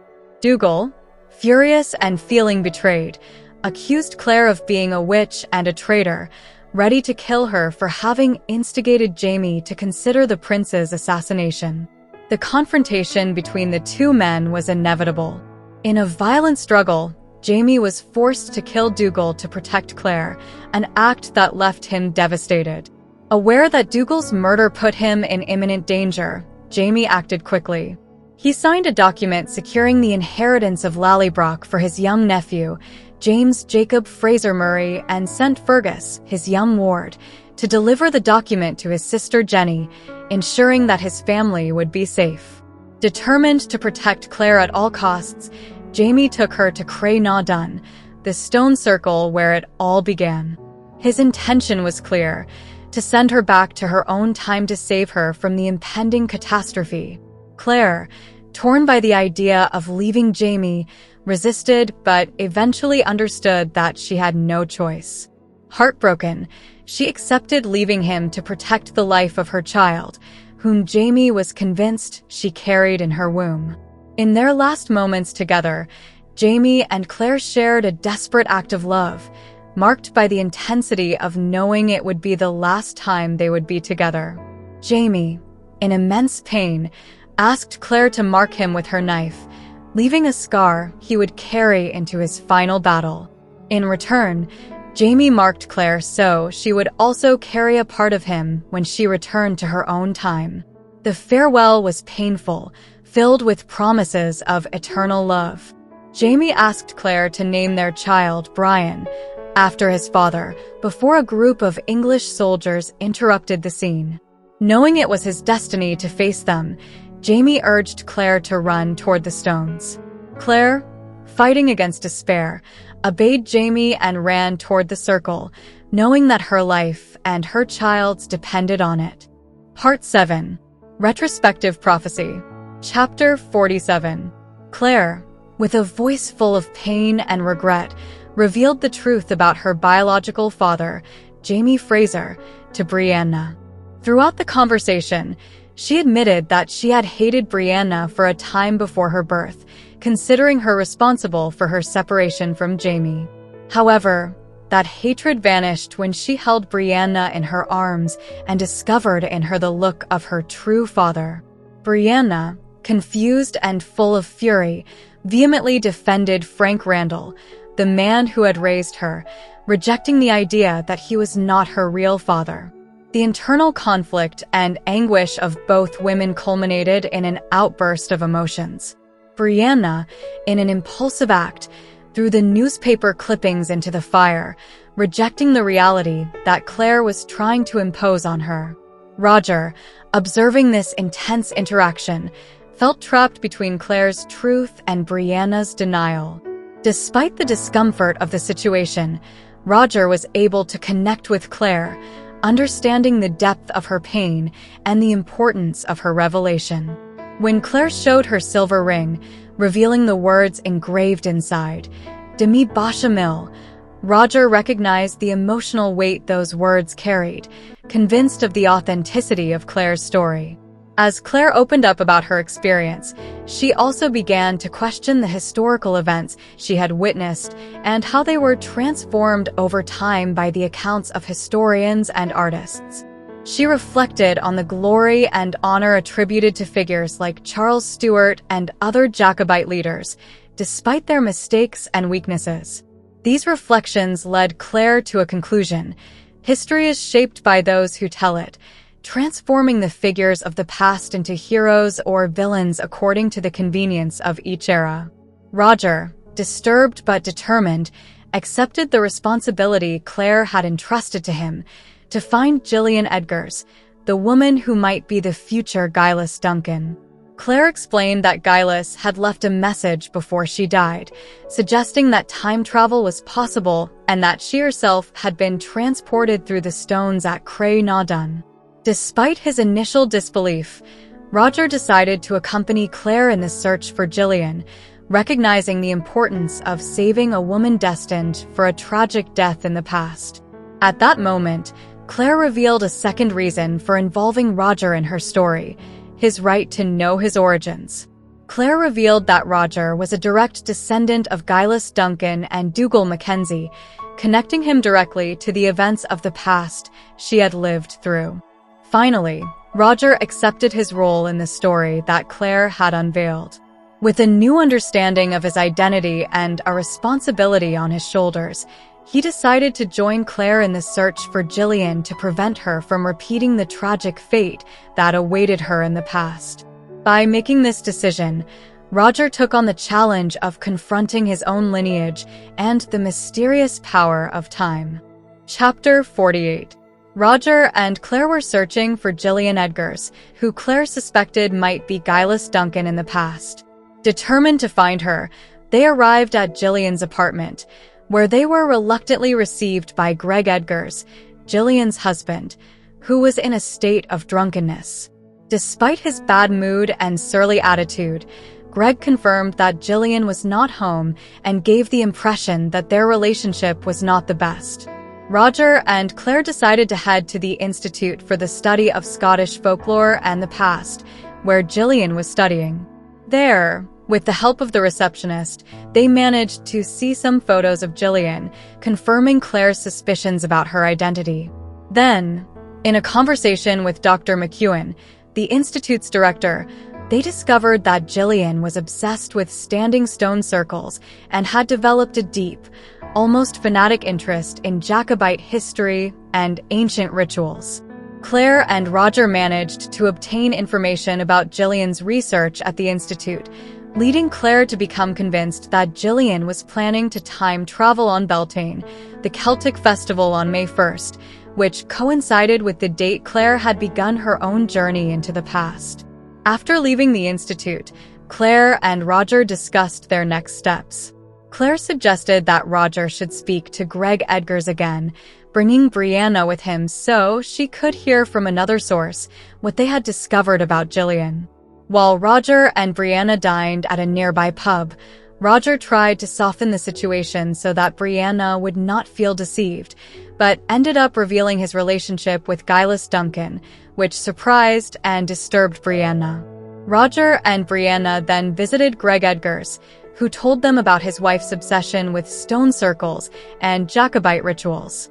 During the conversation, Roger realized that Claire had a bigger plan to convince Brianna of the truth, using Gillian as living proof of the authenticity of her story.